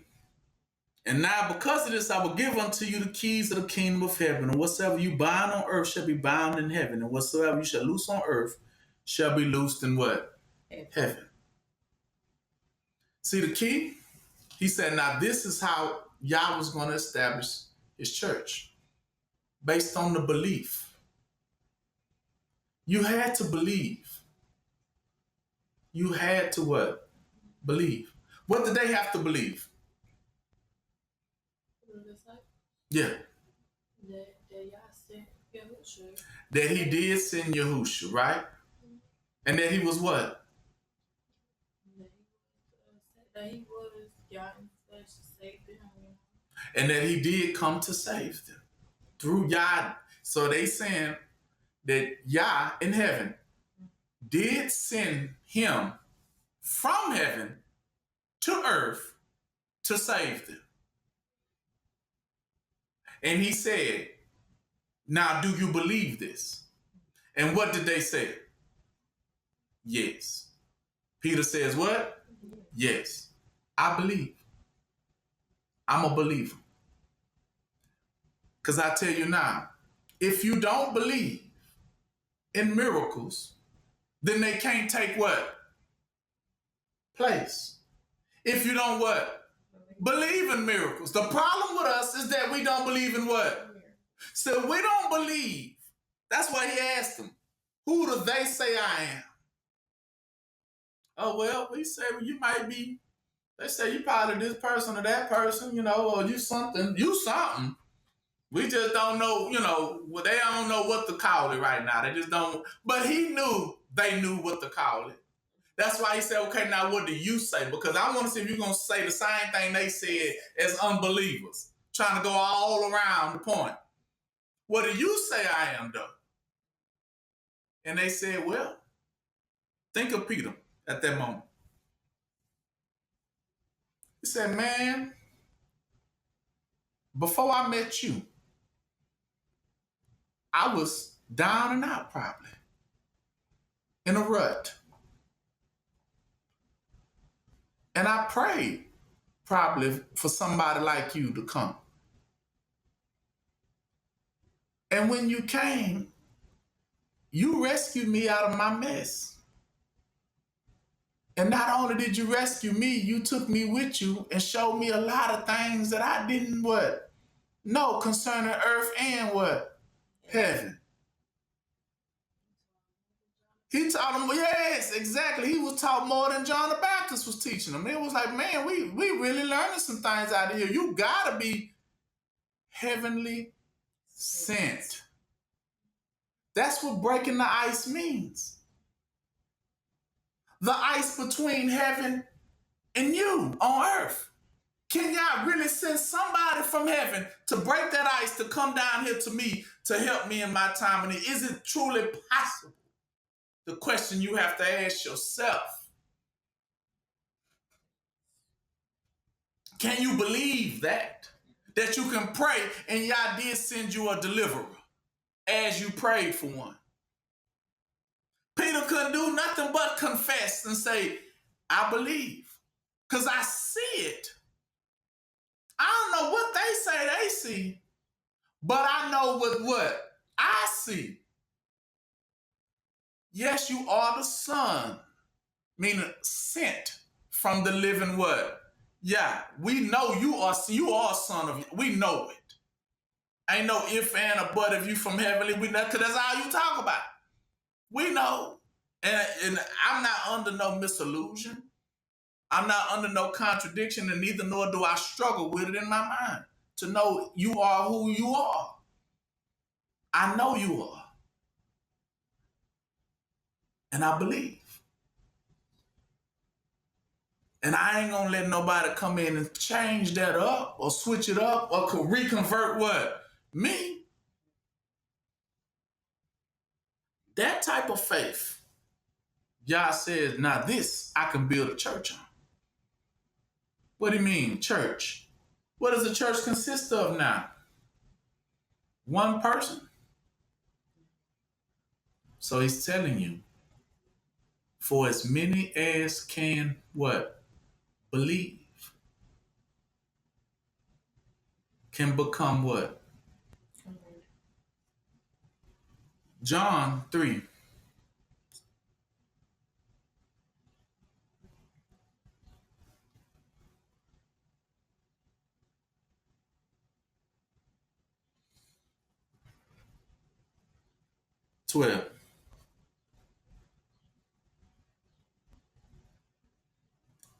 We say it all the time. Listen. Yahushua said, if I have told you of earthly things and you believe not, how shall you believe if I tell you of what? Heavenly things. And 13. And no man have ever ascended up to heaven. So he's saying nobody has ever just went up. Because first, they would have to what? They would have to come down. That's what he said. But he that came down from heaven, even the Son of Man, which is in what?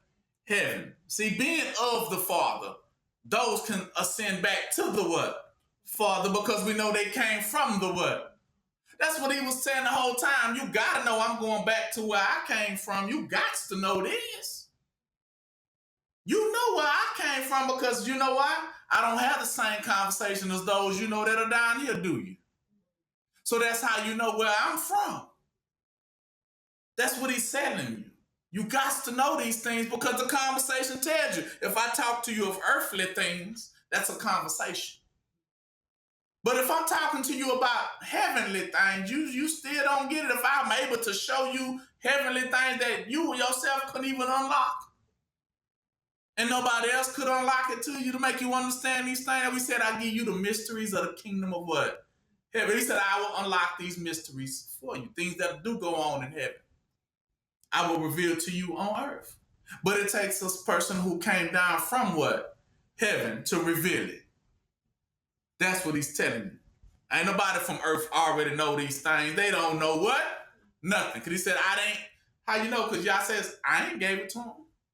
I know they don't know it. He said, because I came from the what? The Father. Meaning, the Father gave it to him. He telling you, he didn't give it to the rest of the people. That's why they don't what? They don't know it. How you know they don't know it? Because of how they act. They do what? Remember how we talked about it about a week or two back? When I began to understand it, it's because I know that they do a lot of spiritual things, but they ain't what? But they ain't spirit. Those are those who don't know nothing about heavenly things. They know nothing about it.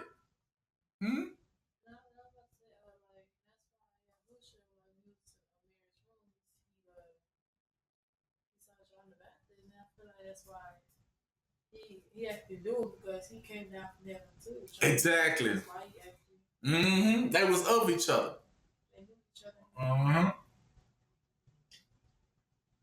Now look at this here. He says, 14, and Moses lifted up the serpent in the wilderness, even so must the Son of Man be what? Lifted up. That whosoever, 15, believeth in him should not perish, but have what? Everlasting what? Like, don't we read that all the time? For God so loved the world. That whosoever believed in him should not perish, but have what? Everlasting. Don't we say that? Eternal life. So he's telling you it's a matter of what? Belief. Do you believe that he came from heaven? Do you believe that he was the Son of Yah? That's the question. And do you believe he had the power to save? And the answer was yes. Because if it's a no, then you're not saved. Right, and you are unbelievable because you don't even believe that you just got saved. That's why Paul said, remember in Galatians, he's talking about, am I become your enemy because I tell you the truth? At first you was ready to pluck out your eyes and give them to me as an angel of Yah, or as who? Yahushua. You treated me like that at first, but now you iffy. No, I don't know about this. I'm just not convinced now. So then the question would be, unbeliever, if that very thing was not your salvation, then how were you going to be saved?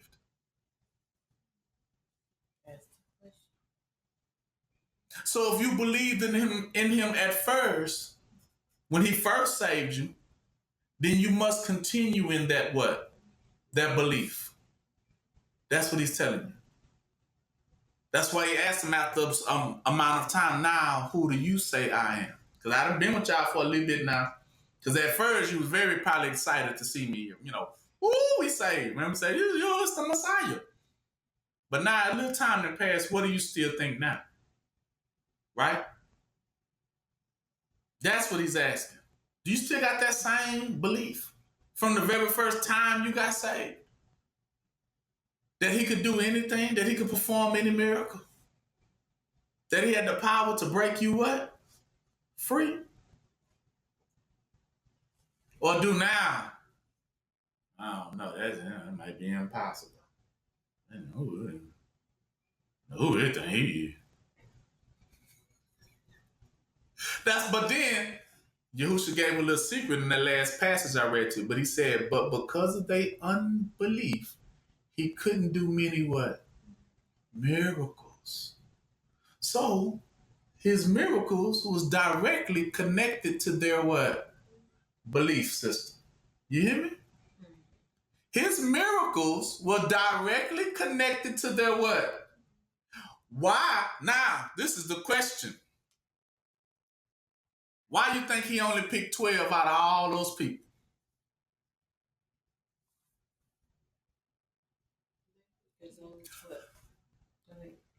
Their belief system. They, I know most of them came from John the Baptist, and John the Baptist, say it's gonna be Yahusha. So they got to Yahusha, and the rest of them, they believed that they want to be saved, and they believed that y'all came. and saved them. Yeah. But also, too, you're right. But he picked those 12 because they believed in him. Without a shadow of a doubt. That is why he was able to do his what? His works and miracles around them. Right. Now you get where the power came from. I'm trying to get y'all to understand heavenly things. Where do you think he had the power to do the miracles from? Those 12. The believers. Because when he was around them, they believed it in what? Him. And he believed it what? In them. And that concentration of energy fed each other. And then he was able to perform what? Miracles. That was what it was. That is where the power of miracles comes from. That's why he asks us, do you believe in me? If you can believe in me, he says, then miracles can take what? Place. You have to believe in me as I what? Believe in you. And you can't let nothing stir that. Because that is the power to convert. That is the power of miracles. It's because we have to believe that, if we pray that Yah will send somebody in the what? How you know? Watch this here.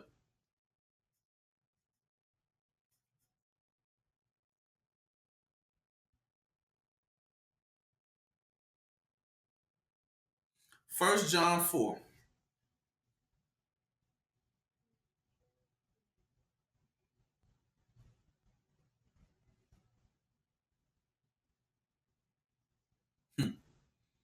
Beloved, believe not every spirit, but try these spirits whether they are of Yah, because many false prophets have gone out into the world. Listen, hereby know ye the spirit of Yah. Watch this here. Every spirit that confesseth that Jesus Christ, Yahusha, is come in the what? Flesh is of Yah. That he had a real what? A real body. Meaning, was Yahusha really in somebody on earth? That's what he's telling you. That person walking right, that's Yahusha. Do you believe it? He said that he come really in the flesh. He was really manifesting. He was a walking and talking person. Watch this here.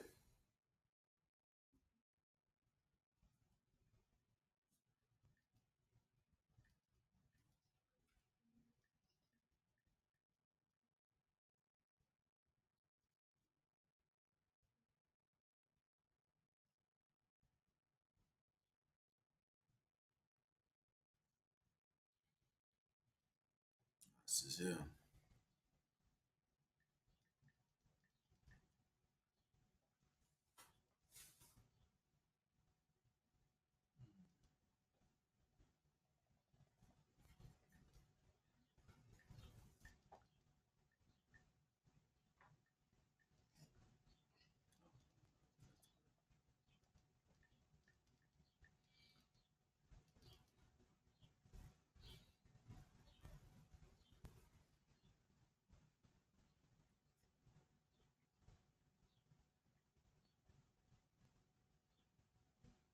Go to Luke 24.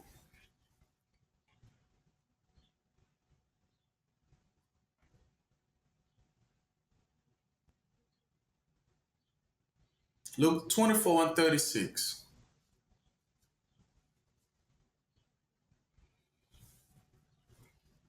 Now, after Yahusha had got crucified, he came back to visit them again, right? And so in 36 it says, and as they were speaking, the 12 disciples, Yahushua himself stood in the midst of them, and they said unto him, he said unto them, peace be unto you, right? But they were terrified and frightened, because they were like, nigga, you just did. We seen you die. And suppose that they had seen a spirit, though. They're like, well, no, this is a ghost. This is a ghost. And he said unto them, why are you troubled? And why do your thoughts arise in your hearts? Meaning, what type of thoughts? Thoughts of doubt. So it says, so if you think, remember, you should come in the flesh. He says, so okay, behold my hands and my feet, that it is I, myself. Handle me, meaning touch me. And see, for a spirit have not flesh and what? Bones, as you see, I have. So yeah, baby, this was not no spirit. This was not no ghost. But he had a physical what?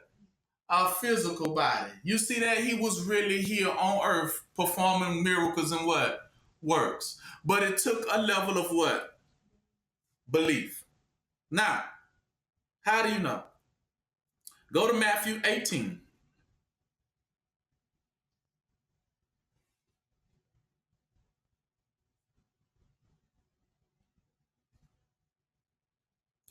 through 20.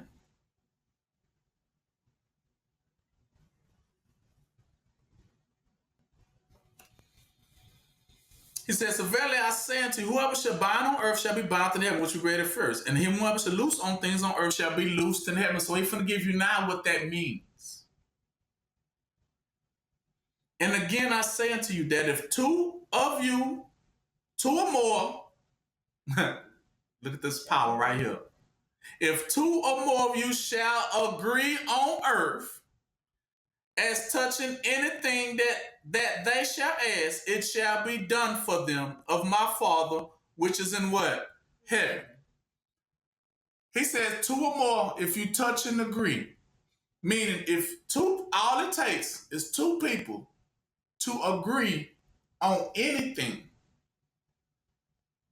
then, or two to believe in anything, that's the power it needs to what?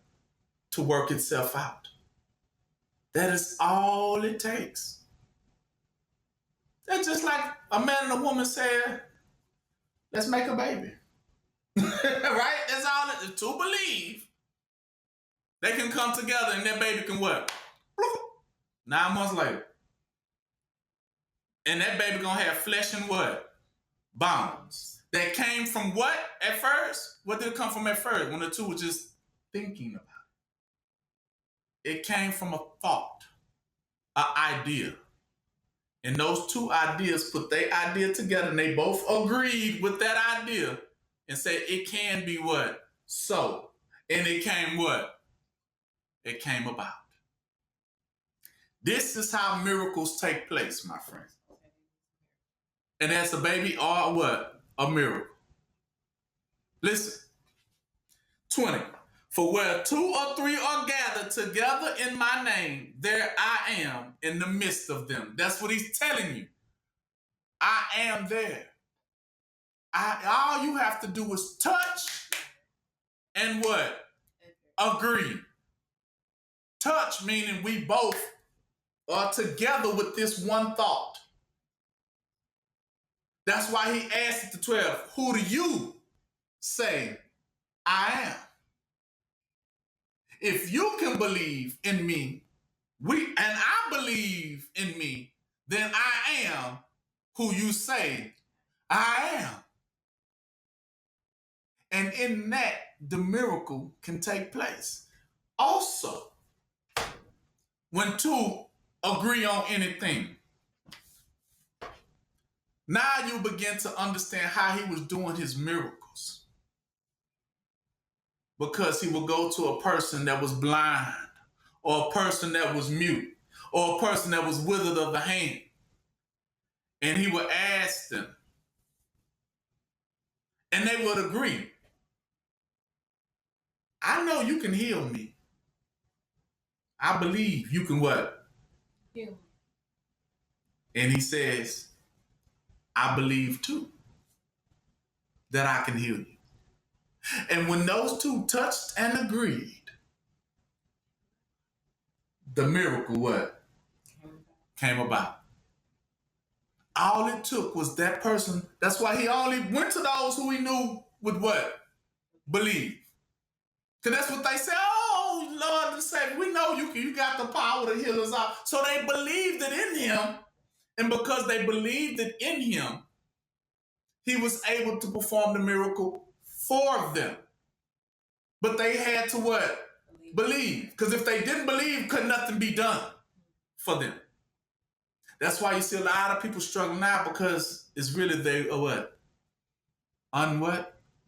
Unbelief that they're struggling with. That's why a lot of people don't get no miracle. People always want, I want to see something happen. Lord, I wish something would happen around me. Every day it's the same old same. It's just nothing never new. Nothing doesn't never happen. Oh, one day the Messiah gonna come. One day. One day. But he will always ask you the question, but when it is before you, would you even believe it if you saw it in front of your face? Or would you say, nah, it ain't you. Impossible. Just like that. And there was your blessing and your miracle right before your face. But all you had to do was what? So you got to learn. That's why he taught us how to believe. You have to believe in one another. Just as well as you believe in Yah, that Yah can perform a miracle, that Yah will actually send someone in the flesh to help you with that what? That miracle, that breakthrough. How do you get those breakthroughs? Breakthroughs come in the form of a person. That's what he's trying to tell you. Breakthroughs come in the form of a person. Remember in Egypt when the people needed to be saved out of Egypt? They cried and murmured and complained until Yah sent them who? Exactly. But when he got around, did they believe it was him? Exactly. But when they did begin to believe,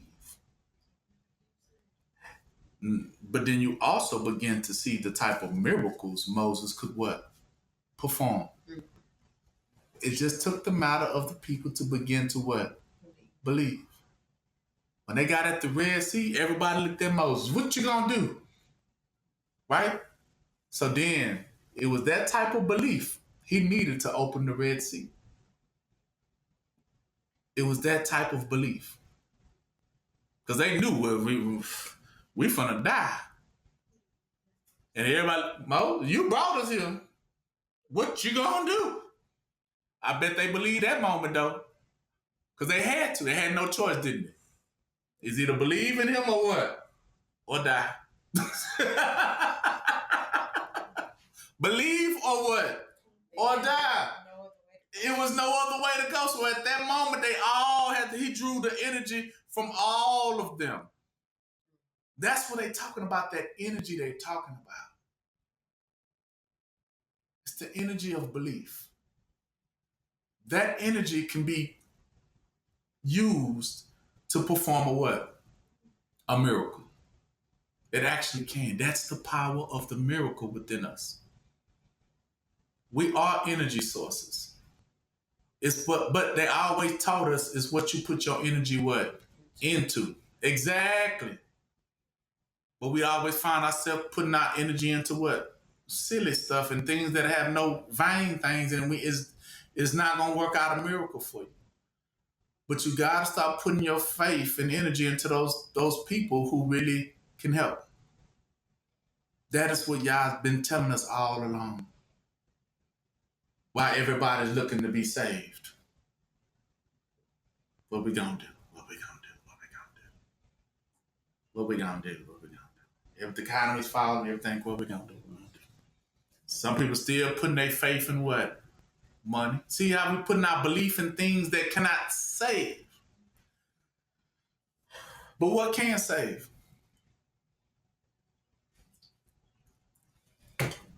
You can. You can. You can. What can save? Why you gonna put your faith in something that can't move, can't talk, can't breathe, can't do nothing? And you standing right there. And we steady talking about, I don't believe it. But this dollar, dun, dun, dun, dun, okay.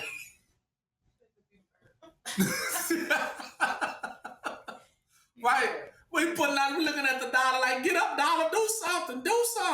And the dollar just sitting there flat on his back, just like, I can't do nothing. You still gotta pick me up and move me to where you want me to go. I can't move myself unless the air blow me off the table, but that's as far as I go. Blow right to the ground. But other than that, you're gonna have to move me. You really are. So you blown him. Right.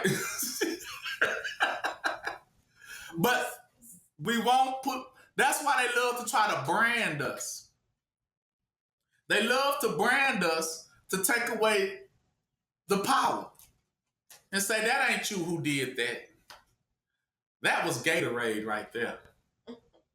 See, if it wasn't Sprite, cranberry Sprite, that's what did it. You drunk that Sprite, that gave you the power. Or you drunk that Gatorade, that gave you the power. See, we love to divert to everything else, but we won't put no belief in each other. But that's why Yahushua said, but who do you say I am? If we would just believe in each other. Because he said it. Yah does believe. So we ain't got to worry about it. Does Yah believes it.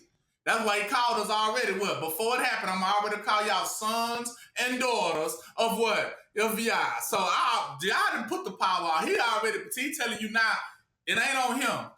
It's where? It's on you now. It's on you now. Because he done did his part. That's why he wrote the book. Already calling you ahead of time. He always said, I call things that are not as if they what? They are. I'm already going to say ahead of time, yeah, you my son and my daughters of Yah. Because I know y'all going to get it. That's what he always said. That's why y'all don't stop nothing. Because he said, they going to get it. They going to get it. They going to figure out how they going to be saved. They was going to get it. They going to figure this thing out. They going to figure out how to use their power. They going to figure this stuff out. So that's why y'all didn't stop nothing. As he said, yes, guess what? They going to figure it out. They going to figure. I already gave them all the tools they needed. Because I already told them to do what? What he said.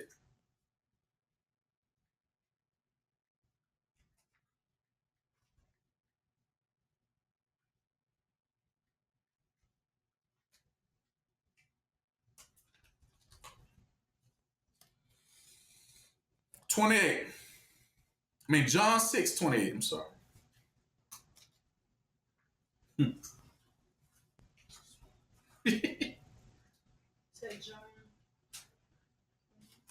John 6:28 and 29.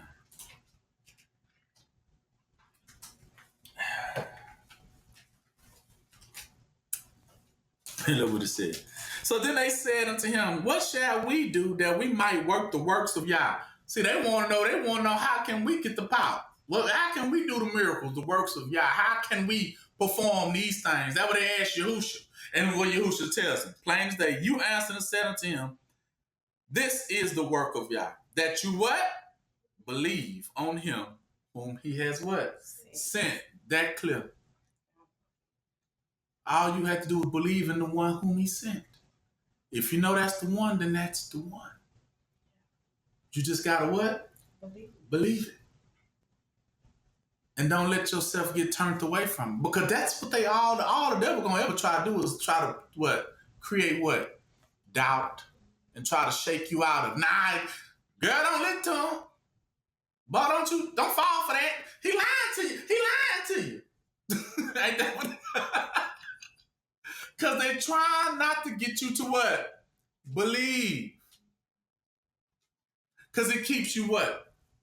Unwhat. Just like them. Always talking about you want a miracle to happen. Always talking about you want something to take place. But every time y'all send someone before you, you always try to deny them that power, right? Well, that nigga ain't gonna do that. He ain't finna do that. She ain't finna do that. But who are you trying to convince?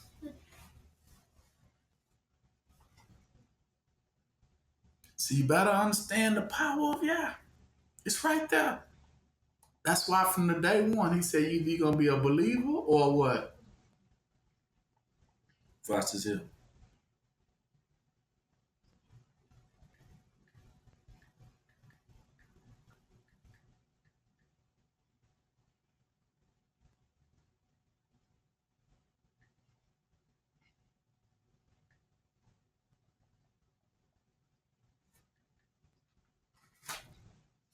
Luke 12:46.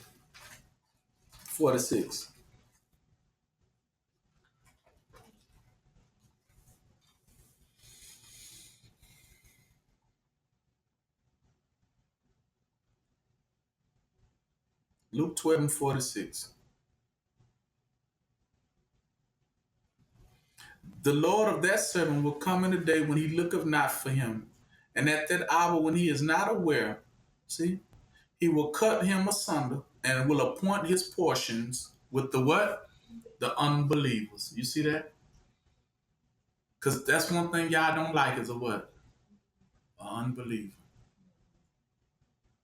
A person, because what? What do you used to say? What barely can be done around unbelievers? Miracles. They hinder the miracle process. Because they're always too stubborn to believe in anything. They tell me they're always looking for the power. They always want to see something miraculously done.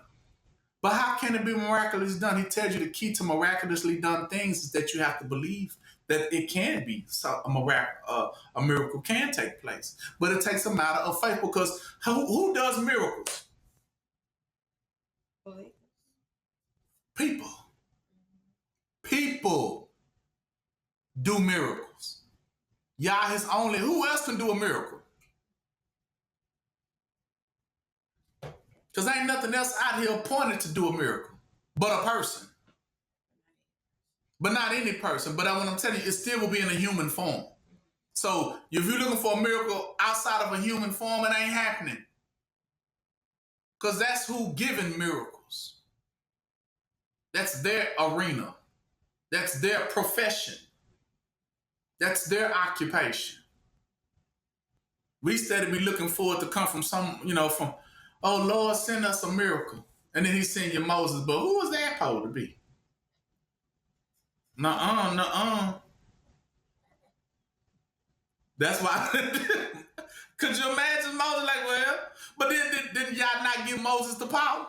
Yes, he did. He said, Moses, everything I want to do, I'm going to put it in you to what?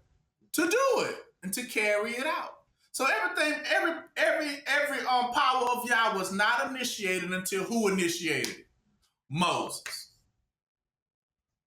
Because he said, I ain't doing nothing because I want them to know where the power and who's doing the power. I want them to know that I can choose a person and put all that power, invest all that into a person. I do need my people to know that. So yes, Moses, I'm going to use you. They don't need to see me do it. They know they can look up in the heaven and just see the clouds and the storms. Yes. But I need to also let them know who are my people. So I do need you. I need them to know that me and you are working what? Together. That we both touch and what? Agree. He just said it. Remember he said, if any two or more gather and they touch and agree, that whatever they want shall be what? Done. That means whatever they pray for, that is a what going to take place? A miracle. This is what he's saying. Because when I talk to the blind man, I say, blind man, you want to receive back your sight? That blind man going to say, yes, I do. I do. And then I say, well, do you believe that I can give you back your sight? Yes, I believe. And I believe too. Mm-hmm. And then that miracle can what? It can happen. Because y'all both agree. And both are aligned on that can be done, which Yah wants it to be what? Done. So that everybody can marvel. That everybody can say, wow, Yah is with man. But that's the thing. A lot of us don't want to what? They don't want to believe. Mm-hmm.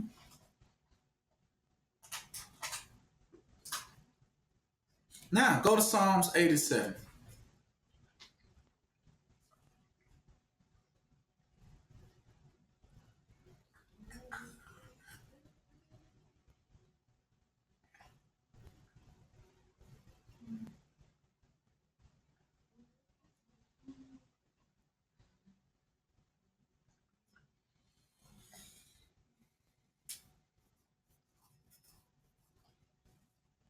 It says, his foundation, he's speaking of Yahushua. I'm going to give you a little up front. This is when Yahushua is born and where he will be born from. Because a lot of times we're looking for him to come from over there, or they to come from over there, or up there. No. He was always going to be born right amongst his own people so that they would know. But remember how they were saying when he was doing things amongst his own people? They said, but we know him. We know because his sister, she stayed right down the tree over there in Garden City. We know his stay over there in South Park somewhere over there in MLK. We know them. As his family, we know his sisters and brothers. Yeah, we know them already. What you mean? Right? But that's why it's done like that. So that he can be born amongst his what? His people. That's why. But the minute they see that, they don't believe. Oh, nah. That nigga from the hood. We ain't fooling with it. We ain't fooling with it. But where you thought he was gonna come from? Right, from the, yeah, he gonna come from Jesus, huh? Yeah, you thought he was gonna come walking from amongst the Edomites. Yes, I come to bless. Nah, he ain't let nobody go.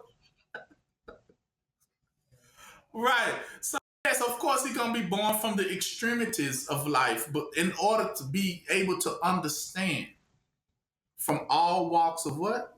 Life. Of course he has to know what it's like to be from the bottom. Of course. Because that way he can sympathize with someone who is from the what? Trying to come out. How else would he know? So he's very well acquainted with grief. He's well acquainted with all the sorrows or anything that places and backgrounds that many people that will be joining Zion come from. He's definitely acquainted with all those walks of life. That way he's able to understand to the point where none of them could ever say, he don't get me. He don't understand. He just don't understand what I've been through or where I've come from. He's able to say, yes, I have. And yes, I do. That's why I don't hold nothing against you. You are forgiven. See, that's why he's able to do that, being that he comes from those backgrounds and those extremes, to know that I've been where you've been. I used to be from that too. Y'all call me out, and y'all can what? Call you out what? Too. That's why he said he was born unto woman and born in captivity, just as well. So that people would always know what, that's what he said, born of the tribe of what? Judah. Yeah, he was born from the slums. He's born from the hood, from those that are in chains. He came from them, in the midst of them, that way he can understand them, even though they don't even acknowledge him. He'd be right in the midst of them, and they'd be looking all around, and he'd be like, hey, you got something to eat? And they were like, oh, okay, you go. They steady worry about what they worry about. He'd be right next to them. And they don't even see it. They don't get it. They don't even know it. Because of what? Unbelief. But yet, that's why he always surrounds himself with those who do what? Believe. That's why he picked the 12. Because they were able to help believe. And that belief is what allowed him to do a lot of his miracles. That's why he always took them around when he did his miracles. Because he knew that they would believe. Because every time he did a miracle, he probably look back at one of them. They be like, yeah, we know you can do it. His own mama. Yahushua's own mama. Remember when he turned the water into what? Right. See? Who told him to do that? His mama. She said, boy, I know you could do it. Do it. We need that. Be like, mama, Yeah. I ain't supposed to be using my powers like this, mama. The boy, turn the water into wine. It's okay. And she said, whatever he tell y'all to do, y'all do it. Because she even what? Believed in him. See, that's how it works. And he did it. Performed that miracle. See, that's how it works. But he can't never surround, and you don't surround yourself amongst unbelievers yourself. That's why he said we do not yoke ourselves around what? Unbelievers. We don't unequally yoke ourselves around people who don't believe in nothing. That's why y'all would tell you to be ye separate. Be ye holy, for I am what? Holy. Yeah, you don't need to be around people that don't want to believe in nothing, who can't believe in nothing. That's why he said, a man, if you got an unbelieving wife, like Job, right? If she decided to leave, let her go. What? Let her go. Because that's an unbelieving what? Anyway. Y'all has not called us to that. That's why even Sarah called her husband what?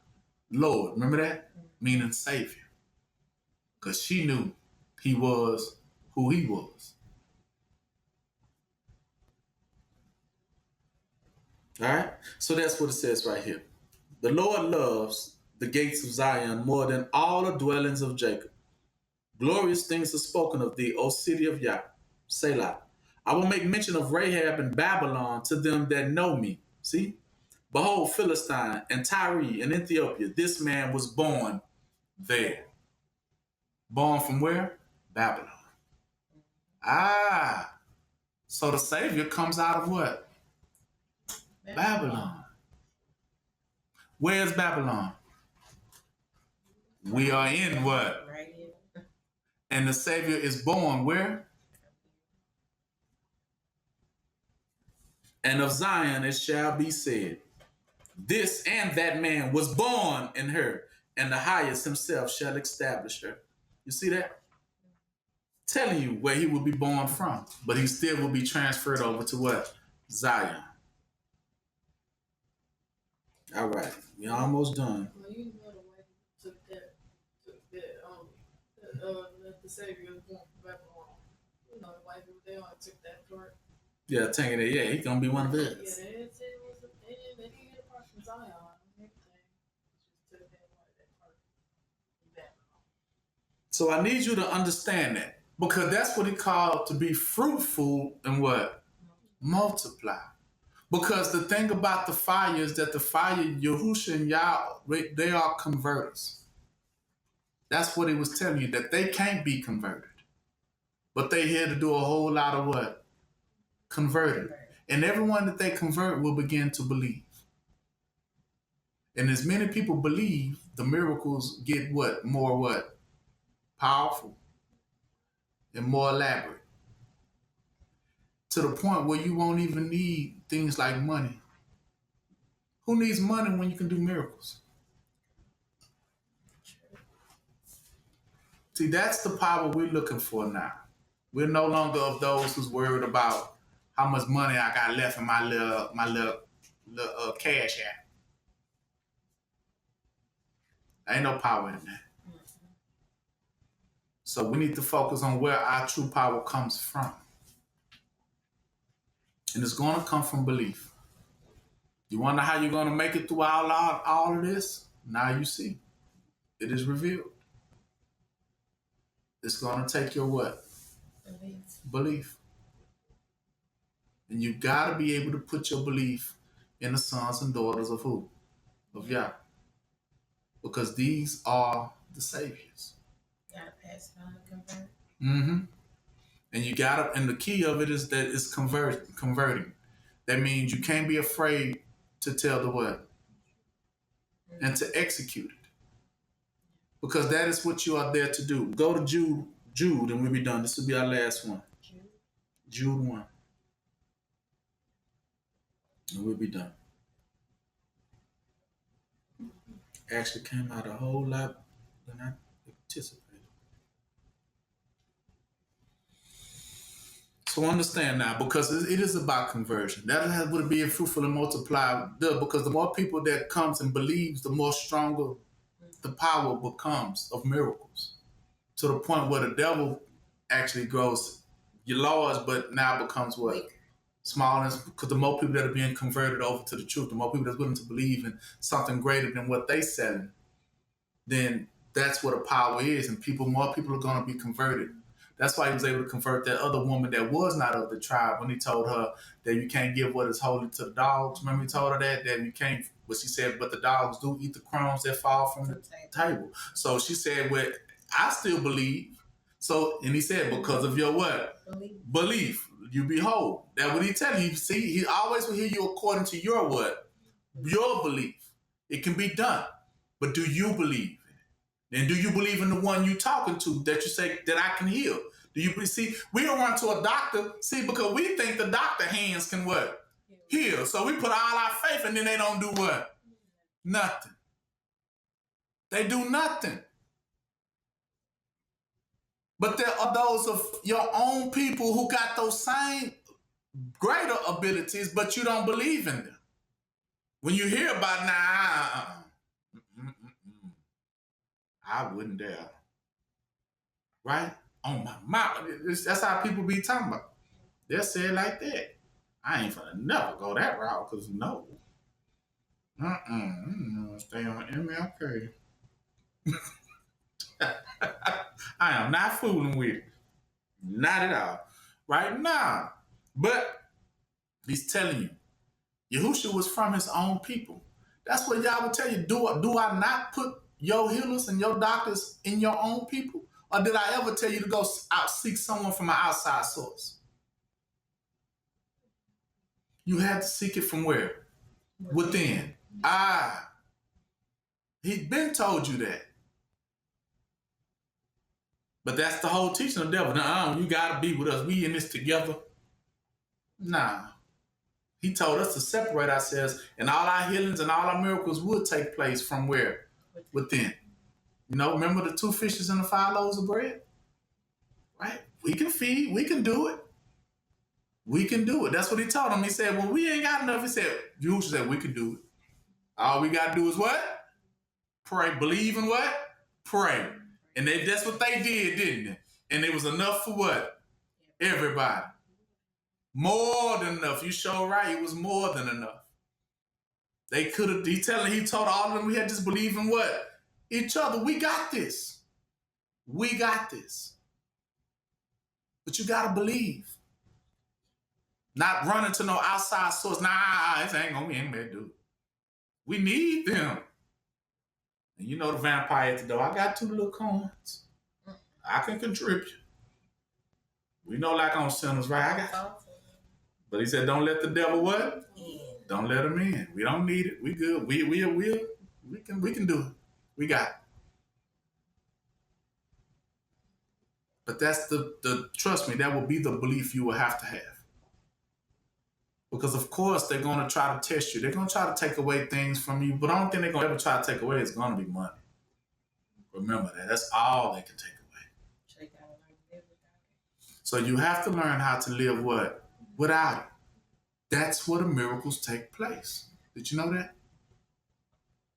It is when you let it go that the real miracles can take place. And for some of us, it's going to be forced on us so that we will have to go that route. See, it's going to be a matter of that we're going to have to believe.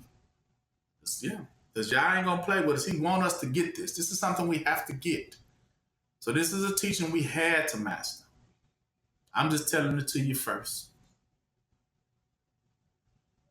And learn to believe in what Yah has sent and what has given to you for bread. Now, you're going to be up against a whole lot of people, but he told you, like he tell you, don't come with that Moses stuff.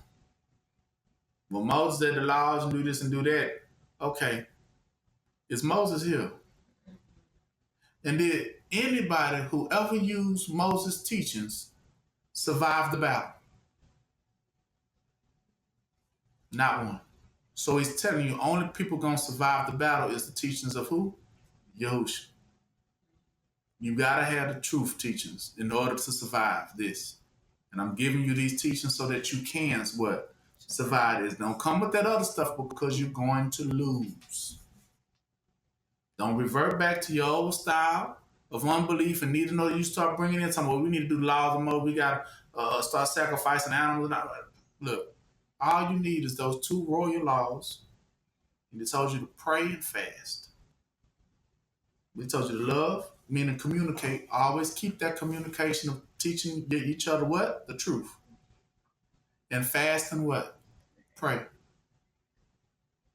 Don't never stop communicating. Do not forsake what he called the assembly. That means don't forsake the church. Meaning the elect, the children that need to learn these things too, that I'm telling you. You're going to have to tell them how to fast and pray, but you're going to have to be a first. Before you can tell them how to do it, you need to learn how to what? To do it first. You got to be first partaker. Because they're going to watch you. If you ain't doing living by it, then how can they? So you have to learn how to live by it first. Each on, how they said,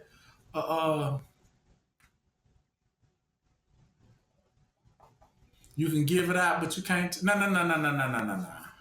It's the way they saying. Practice what you what? Preach. Exactly. That's what they're going to expect you to do. Practice it yourself. So we are in the business of practicing our what? Belief. That we will practice it. We will definitely exercise our rights to it in order to get these miracles popping. Because we know that once we let go of money, then the real miracles can take what? Place. That is all it's a matter of. But we got to get ready. He said, get back unto Caesar what belongs to Caesar, so that these real miracles can take place. And we know now that was what hindered. That's why Yahushua gave the money bag to who? The money box to who? Judas. The question you have to ask yourself, when did he ever use the money box? He never did. All his miracles, works, and wonders didn't come not out that money box at all. That was just for Judas to think that the power was in the box. I got the power. That way he ran off. I got the box. You think you got the power because you got that little box with a few little coins rattling around while you running with it. You ain't got nothing because the power was right there. That's what he was trying to show Judas. You think you. That's why he gave him the box, to make him make a decision within himself. Because at any time, Judas could have passed that box on to somebody else. But he never did it. He held on to it tight. Even though he saw Yahushua do all the miracles, he still walking around with this box.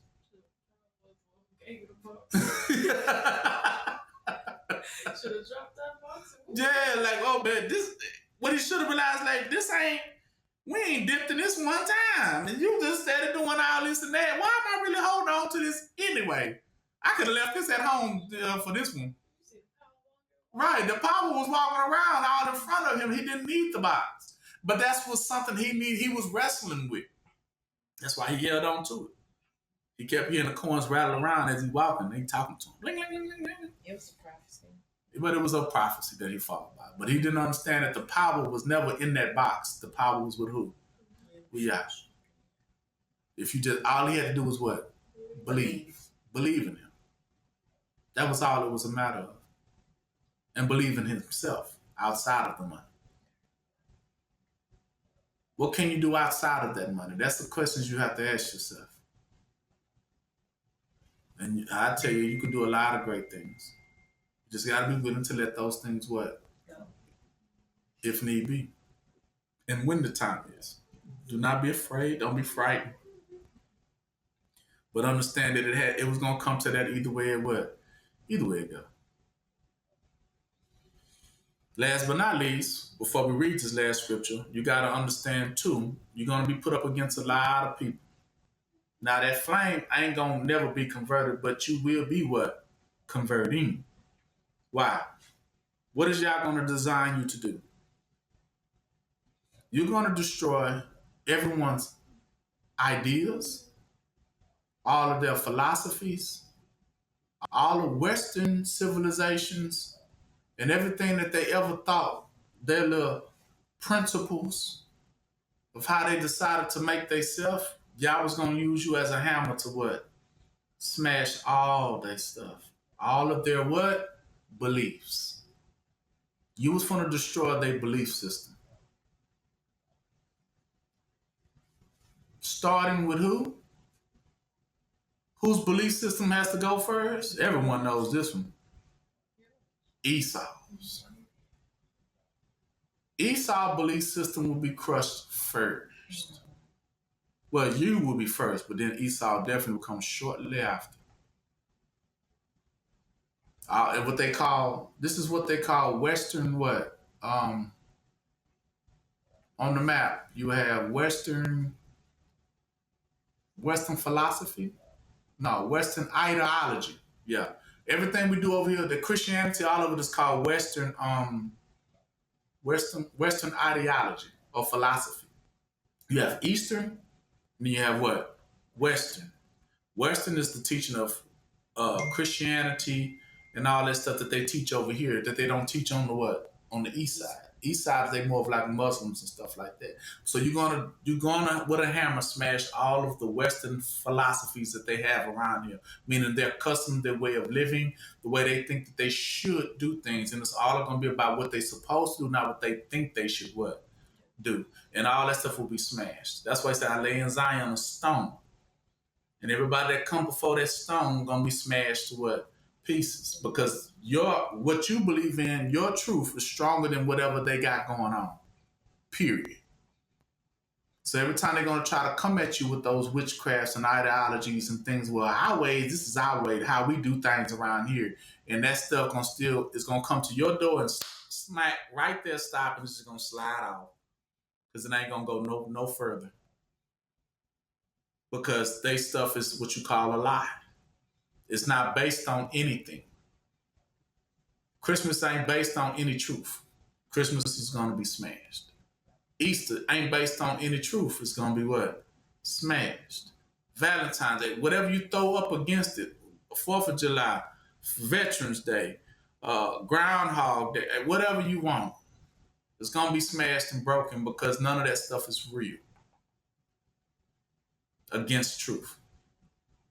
Yah has set you as that stone to smash all the ideologies, all those ways of life and civilizations, because they are falsehoods. That the truth will be established. One spirit, one language, one consent. Okay? So let's read this last verse, which is Jude 1. That's why he said, I come to bring what? A sword, not what? Peace, because you're gonna smash a whole lot of people belief systems for sure. That's what he means.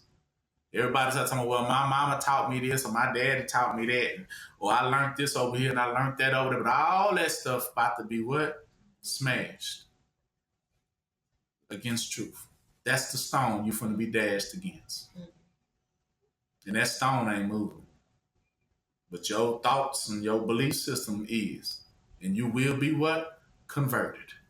That's why they trying to make laws now, but they don't stick. Remember, ain't no law for a righteous man, right? See, what he telling you, righteous man gonna keep on talking.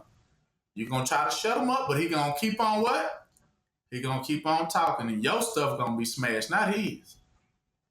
Because he talking truth. What you talking about? You got the blah, blah, blah. Your stuff about to be smashed. And that's what you best to do, because you are righteous. Righteous don't have to be quiet. The lies have to be what? Quiet. Because you know what laws were meant to do? Let me share what a law was meant to do. Law was created to stop a lie from going forth and spreading. That is what law is meant to do. To stop a lie from going forth and doing what? Spreading. So we put a law, say, nope, you can't go no further, and we contain it. That is what we do. If you know law, you understand what we do. We find a lie, because the lie is the root, is the mother, and we contain it. That way she's not able to what? Spread and infect no one else with her lies. To the point they get converted by her lie. So basically, the Ghostbusters. Exactly. Or much rather this, we are the one that contain the infection before it becomes an outbreak. That is what law does. We contain. Because once that one lie begins to what? Spread. Because that one lie gonna tell another person, the other person gonna believe that lie, then that person gonna tell another person that lie, then that lie believe that lie, then now you got a church full of liars. All under one lie. Talking about, yeah, we all believe in that. But if you like white power. White power started from one original person who brought out was the infection himself, and it spread. White power. Now you had a whole congregation of people talking about white power. See, one sickness infected the rest of them, and they all became an outbreak of an infection. Like COVID. One person gets the COVID, he passes it on, then now it's a what? It's an outbreak. Now everybody got COVID. So our goal is to now contain the lie before it even gets started. Before you even try to make it a law, we're going to smash it. Well, before you, so that way your lies won't spread. That's what a consuming fire does. It burns off all your excess troops, because once they become converted, they actually become a troop. A member of your army of lies. Like Jezebel, who had a whole army of people that believed what she believed, and there was an army. We fight for Jezebel. So then Elijah had to come through here and kill all 150 of them. Had to kill them all. Because they was all infected. With her what? With her lie. So you stop the mother from lying, then you're able to destroy what? Remember that movie in Sinners when he hit that one person in the head with the guitar? And then all the other people what? They felt it, see? Because he's the one who started the lie. So if you hit the liar, that's who you gotta contain. That's what law is for, to stop that one from going forth, spreading his what? His lies. That's what we're here to do. Stop the lie. That was why Eleazar, remember? When that man brought in that Moabite woman, remember in that tent? And he said it was a plague that began to break out, an outbreak, and he had to kill the one who started it. And then that stopped the what? The plague. Didn't it say that? He stopped the plague. That's what you're going to have to learn how to what? To do. That is what a consuming fire is. It can't be converted. A righteous man, you can't stop me. And you ain't going to stop me. But I will what? Stop you. That's what that means. Law ain't for a righteous man. Meaning a law can't contain him. That way you used to say, y'all say, what house can you build me? Tell me how you going to contain me. Tell me, spirit can't be what? Contained. Exactly. Righteous man cannot be what? Contained. So law ain't for a righteous man. Law was to catch a liar. And to prevent that one from going forward and spreading their lie. That is what law is for. So we love law because law is on our side, not on your side. Because law ain't going to contain me. It knows me, but does it know You. Now, go to Jude 1 so that you can understand, last but not least, the scripture that I be needed to understand. So Jude, the servant of Yah, brother of James, to them that are sanctified by Yah the Father and preserved in Yahusha and called. Called. That's what the going forth means. When you are called to join what? You called to Yah's house and to join the armies of who? Armies of believers, baby. So mercy unto you and peace and love and be what? Multiply. Because remember, once you converted, you are meant. See, the truth is meant to what? Convert, multiply. It's meant for you to multiply your truth. It's just not meant for them to multiply their what? Their lie. Exactly. Like people always say, man, if we had the world was be a better, we all was thinking this one way, we'd be a better. That's the whole point of the conversion. If righteous can convert, then everybody would be thinking what? The right way. Everyone would be thinking righteous. And that's good for what? Everybody. So that's the whole point. Ain't nothing from to stop the righteous from marching through the land. But they is there to stop a lie. That's why they are marching through the land.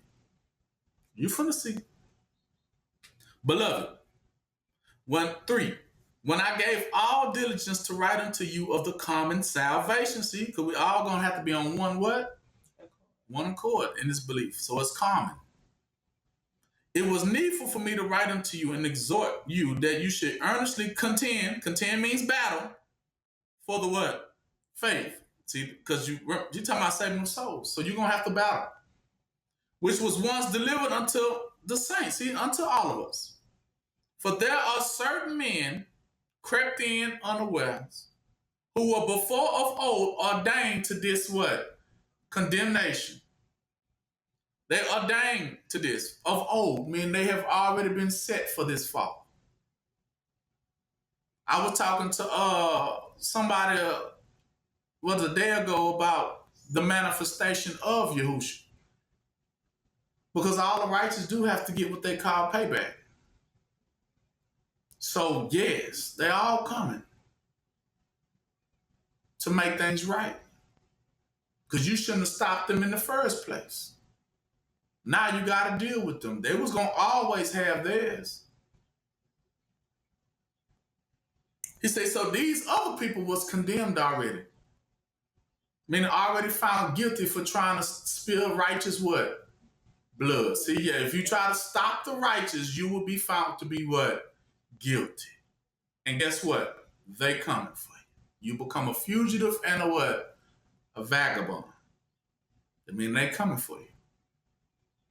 Ungodly men turning the grace of Yah into what? Lasciviousness. Lasciviousness is another word for converting. Because lasciviousness is a sexual act when it's like an orgy. So an orgy is another way that people are being what? Converted. But it's in a sexual way instead of in a what? Spiritual what? Way. So lasciviousness is to do all lewd acts. That mean like the city of Sodom and what? Gomorrah, how everybody was with yeah, that is lasciviousness. But you kind of understand now that for them, that was a what? A converting. You get it now? So that's why they wanted to, even when the two angels came, they was trying to get them too. Like, we definitely want y'all. And they're like, you better get your nasty hands out. Exactly. And denying the only Lord and of Yahushua Mashiach, because that lasciviousness is a converting. That's the devil's conversions. That's why he loves to rape. That's why the devil loves to sodomize. Because that's for him, that's his what? Conversion. Yeah. That's a filthy way though. So I would therefore put you in remembrance that though you once knew this, how that the Lord, having saved the people out of the land of Egypt, afterwards destroyed them that what? Believe not. See, that I'm telling you now, if you don't believe, he will what? Because he's going to transfer you over to the unbeliever's side. Because he said, once you know the truth, you have to believe. Remember, whatever saved you, you have to believe in that. Like Peter, he said, Yahushua, you is the Lord and Savior. It is what it is. Can't regurgitate it. Because if he did, he would have threw him out like he did what? Judas, didn't he? But he said, no, but since you spoke right, he said, because you do know you believe, he said, now upon you I will build my what? My church, meaning I will build my army.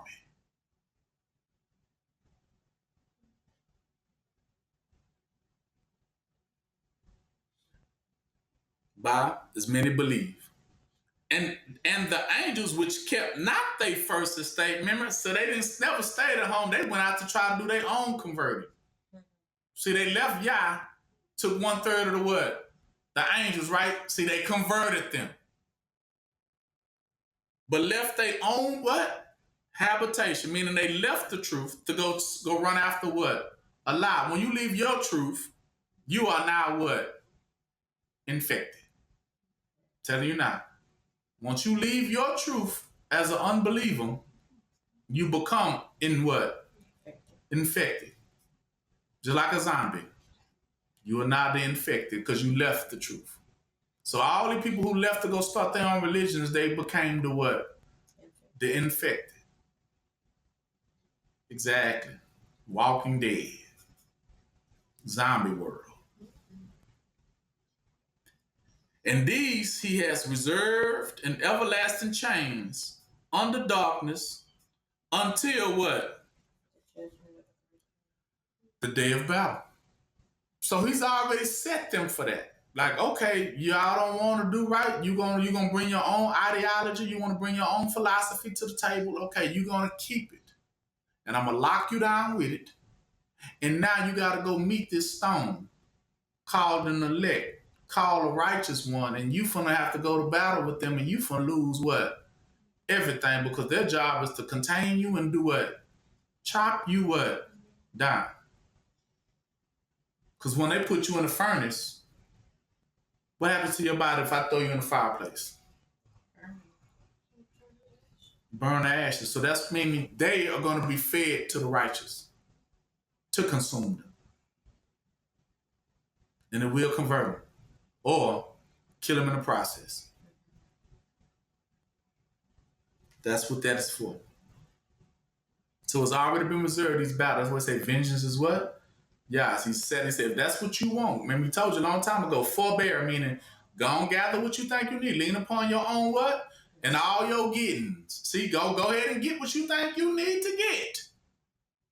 But he said, but now all your getting, you should have got what? Some understanding that you were going to have to go in a battle with what you grabbed and what you picked up off the shelf. But you should have chose wisely. Because now what you got going to be put to what? To the test. 7, even as Sodom and Gomorrah, see, giving you these examples, and the cities about them in like manner, giving themselves over to what? Fornication. They gave them, meaning they left their first habitation and became something different because they rebelled against the truth. Every religion is nothing more but a person who what? Rebelled against the truth to go start his own what? Religion, meaning he infected a lot of people, didn't he? With his lie. Everybody that is Muslim been infected. With one person who left and said, I don't believe this, I'm gonna start my own church and call it Muslims. Right? That's a person who left the truth to go start his own what? Church. Another one, who else did it?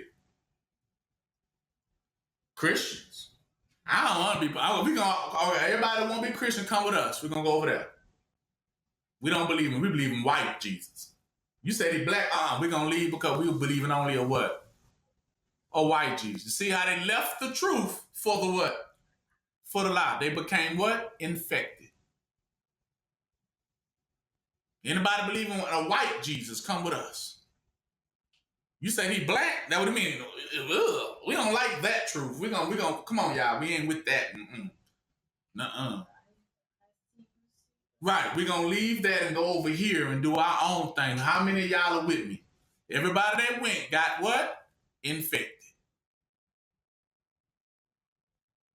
Because they knew he was black and they rebelled against that. We don't want to hear that. We don't want to see that. Matter of fact, we're going to erase that out of our lives. We don't want to hear that truth. Right? And they left. Where did they go? Where all the Christians go? Came to America, didn't they? And started them a nice place called Babylon. Yeah, they said, we gonna, this looks nice. We can start our camp here. Now they call themselves this America's Christian. Give us hugs. You a Christian? Yeah, I'm a Christian. What about you? I'm a Christian too. Hugs. Because we didn't like that black Messiah they had going on over there. Not that black one. So they came all the way to America to get away from the East, which was Hebrew, was what? Yahushua.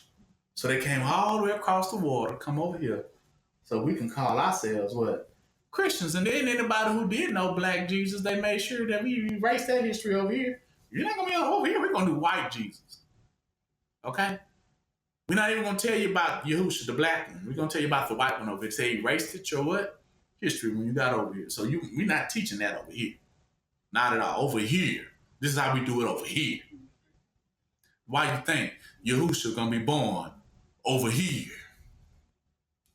Why you think? Because y'all thought y'all was finna get away from it? You thought you were going to run from over there, run over here and get away from the truth and start your own little old thing and just, yeah, we hugs. Jesus. No, he said, only in America that they don't know that Yahushua was black. Only in America. So they came all the way over here and started a whole new thing. Because they didn't like what they heard over there. Right. And they wonder why Yahushua gonna be born right here. Because maybe Yahushua just want to see some things. Yeah. Oh, yeah. So he says, they gave themselves over to fornication and going after strange flesh and set forth for an example, suffering the vengeance of eternal what? See, this comes out of the package of suitcase of truth. Vengeance of eternal fire. Vengeance. Vengeance is another word for what? Battle. Vengeance means, oh, you don't like my teachings? That's what y'all say. You don't like my teachings? Okay, now you're going to suffer my vengeance because you don't want what I got. I got something for you. That's what that means. So, and it's going to be eternal what? Fire. This comes out of that truth suitcase. So when you say you know truth, you got to know what's all contained. So likewise, also these filthy dreamers, see, we call them filthy dreamers, defile the flesh, despise dominion. See, they despise that truth and speak evil of what? Dignitary. See that? Oh, you one of those? Well, you ain't doing that over here. But yet Michael and the archangel, when contending with the devil, he disputed about the body of Moses, durst not bring any against him any railing accusation, but said, the Lord what? Rebuke you. That's all he said. Meaning, talking about all these accusations of why they can't be the sons and daughters of Yah. And the devil and the angel just rebuked them and said, baby, they are who they are. You ain't gonna stop that truth from going forward. He rebuked it who? Rebuke means who he contained.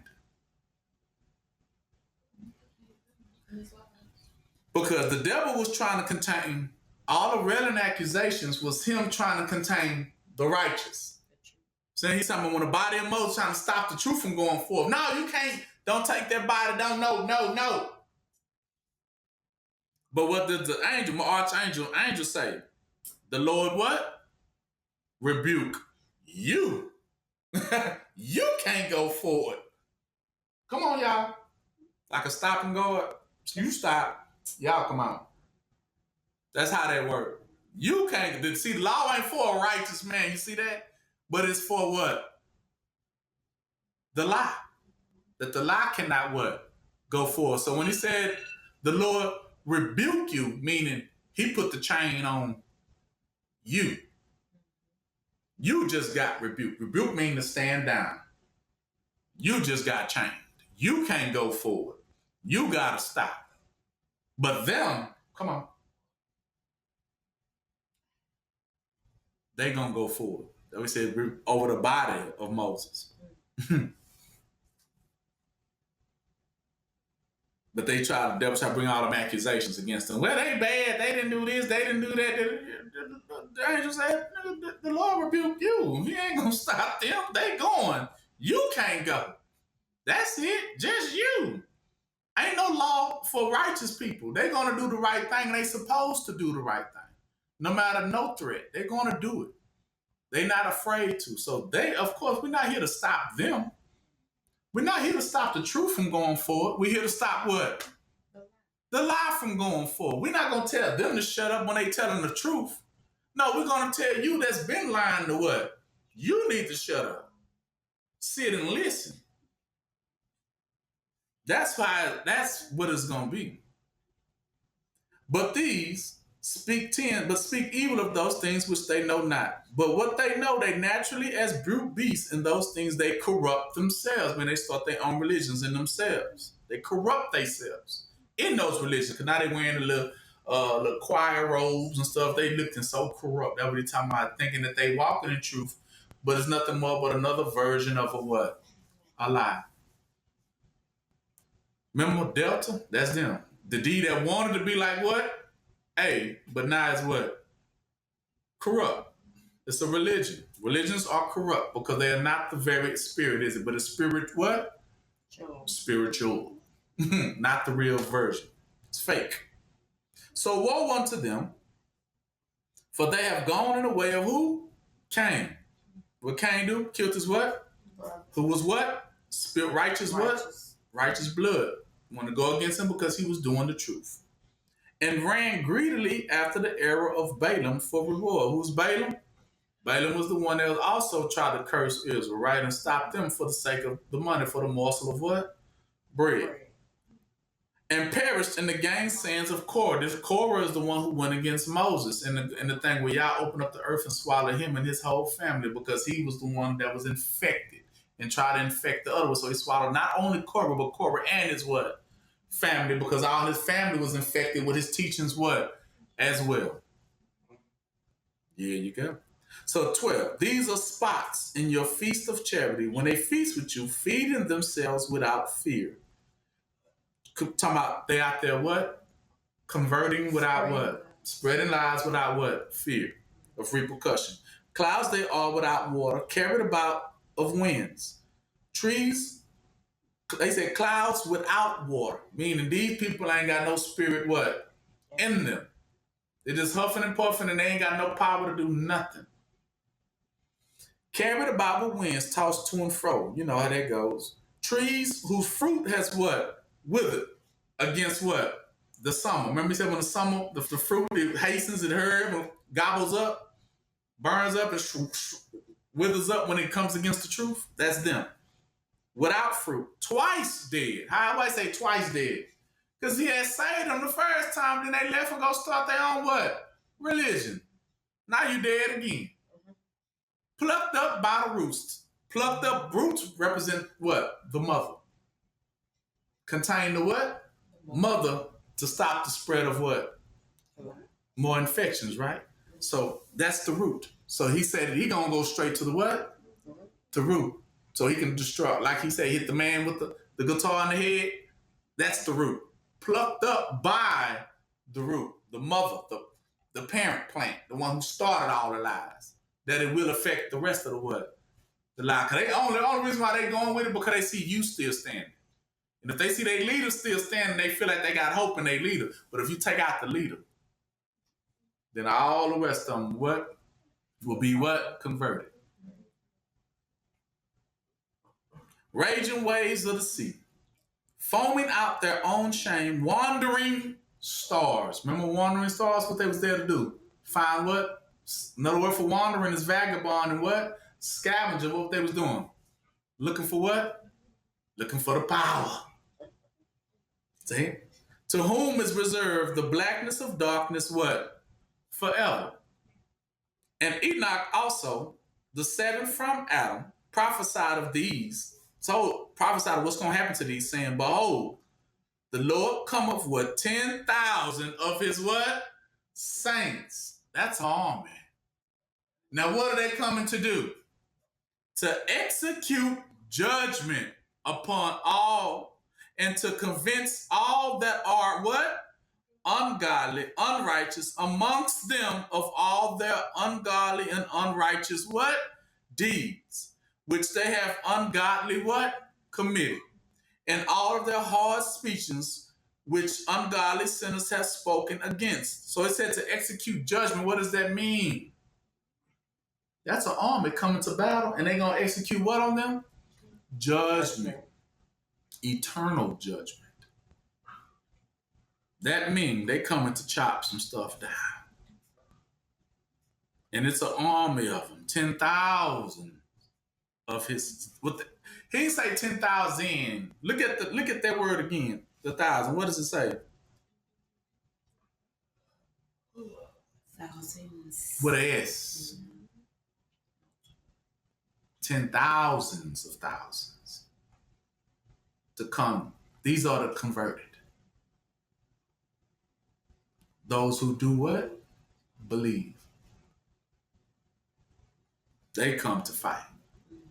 See, that's what they never knew what was going to happen. That's why I say it comes to them like a thief, what? In the night. That's what that darkness, they reserve unto darkness. Until that time come. They under darkness until what come? The thief and the what? They already set for him to come and what? Spoil them. Thief and the what? Now, who's that thief? He said it was. It was Yahushua. But right here, it says 10,000s. So what does that mean?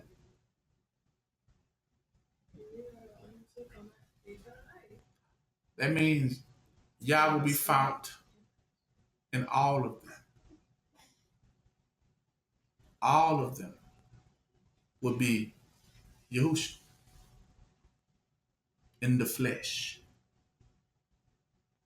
slain. At one line. With one consent.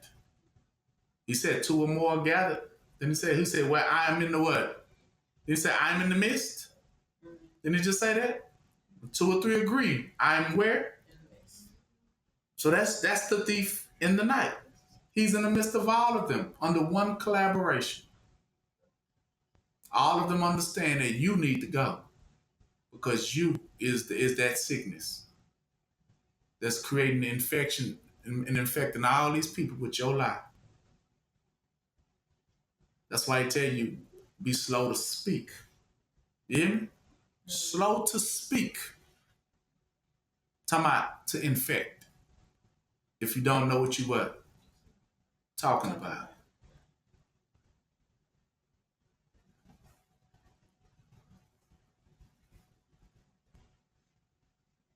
Going down to 19, we'll skip a little bit.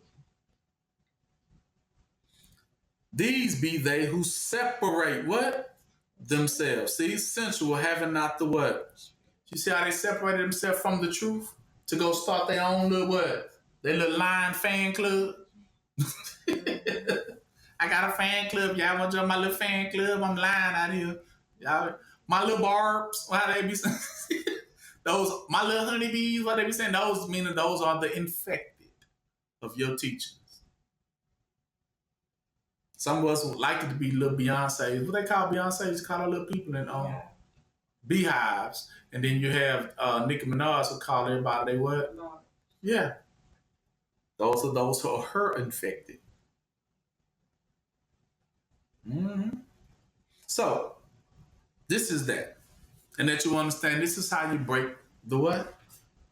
The ice. Breaking the hold over you. Breaking the where you are able to receive a miracle now. That you are able to create those things. And understand that Yahushua is here. But do you what? Do you believe? Or you still waiting for him to be born another 1,000 more years? But do you got that type of time? To still be waiting on that? See, that's what you gotta wake up to. This is that wake up call. Are we still just gonna be waiting around for another? We waiting on the still talking about we waiting on the Messiah. We waiting. Or is the Messiah already here? And you just ain't got the what? The belief. That's all it's a matter of. It's all it ever been a matter of. Because I know one thing, I ain't got another 1,000-some years left to wait on something to come and save me. I'm already saved. So I know it's according to my belief. And I believe I am who I am. Now, what do you believe? And how he says it, who do you say I am? That's what it's going to be a matter of. But I know who I am. But do you know? And do you know who you are? And I believe in you. Hallelujah. Hallelujah. So with that, that's going to conclude our family day.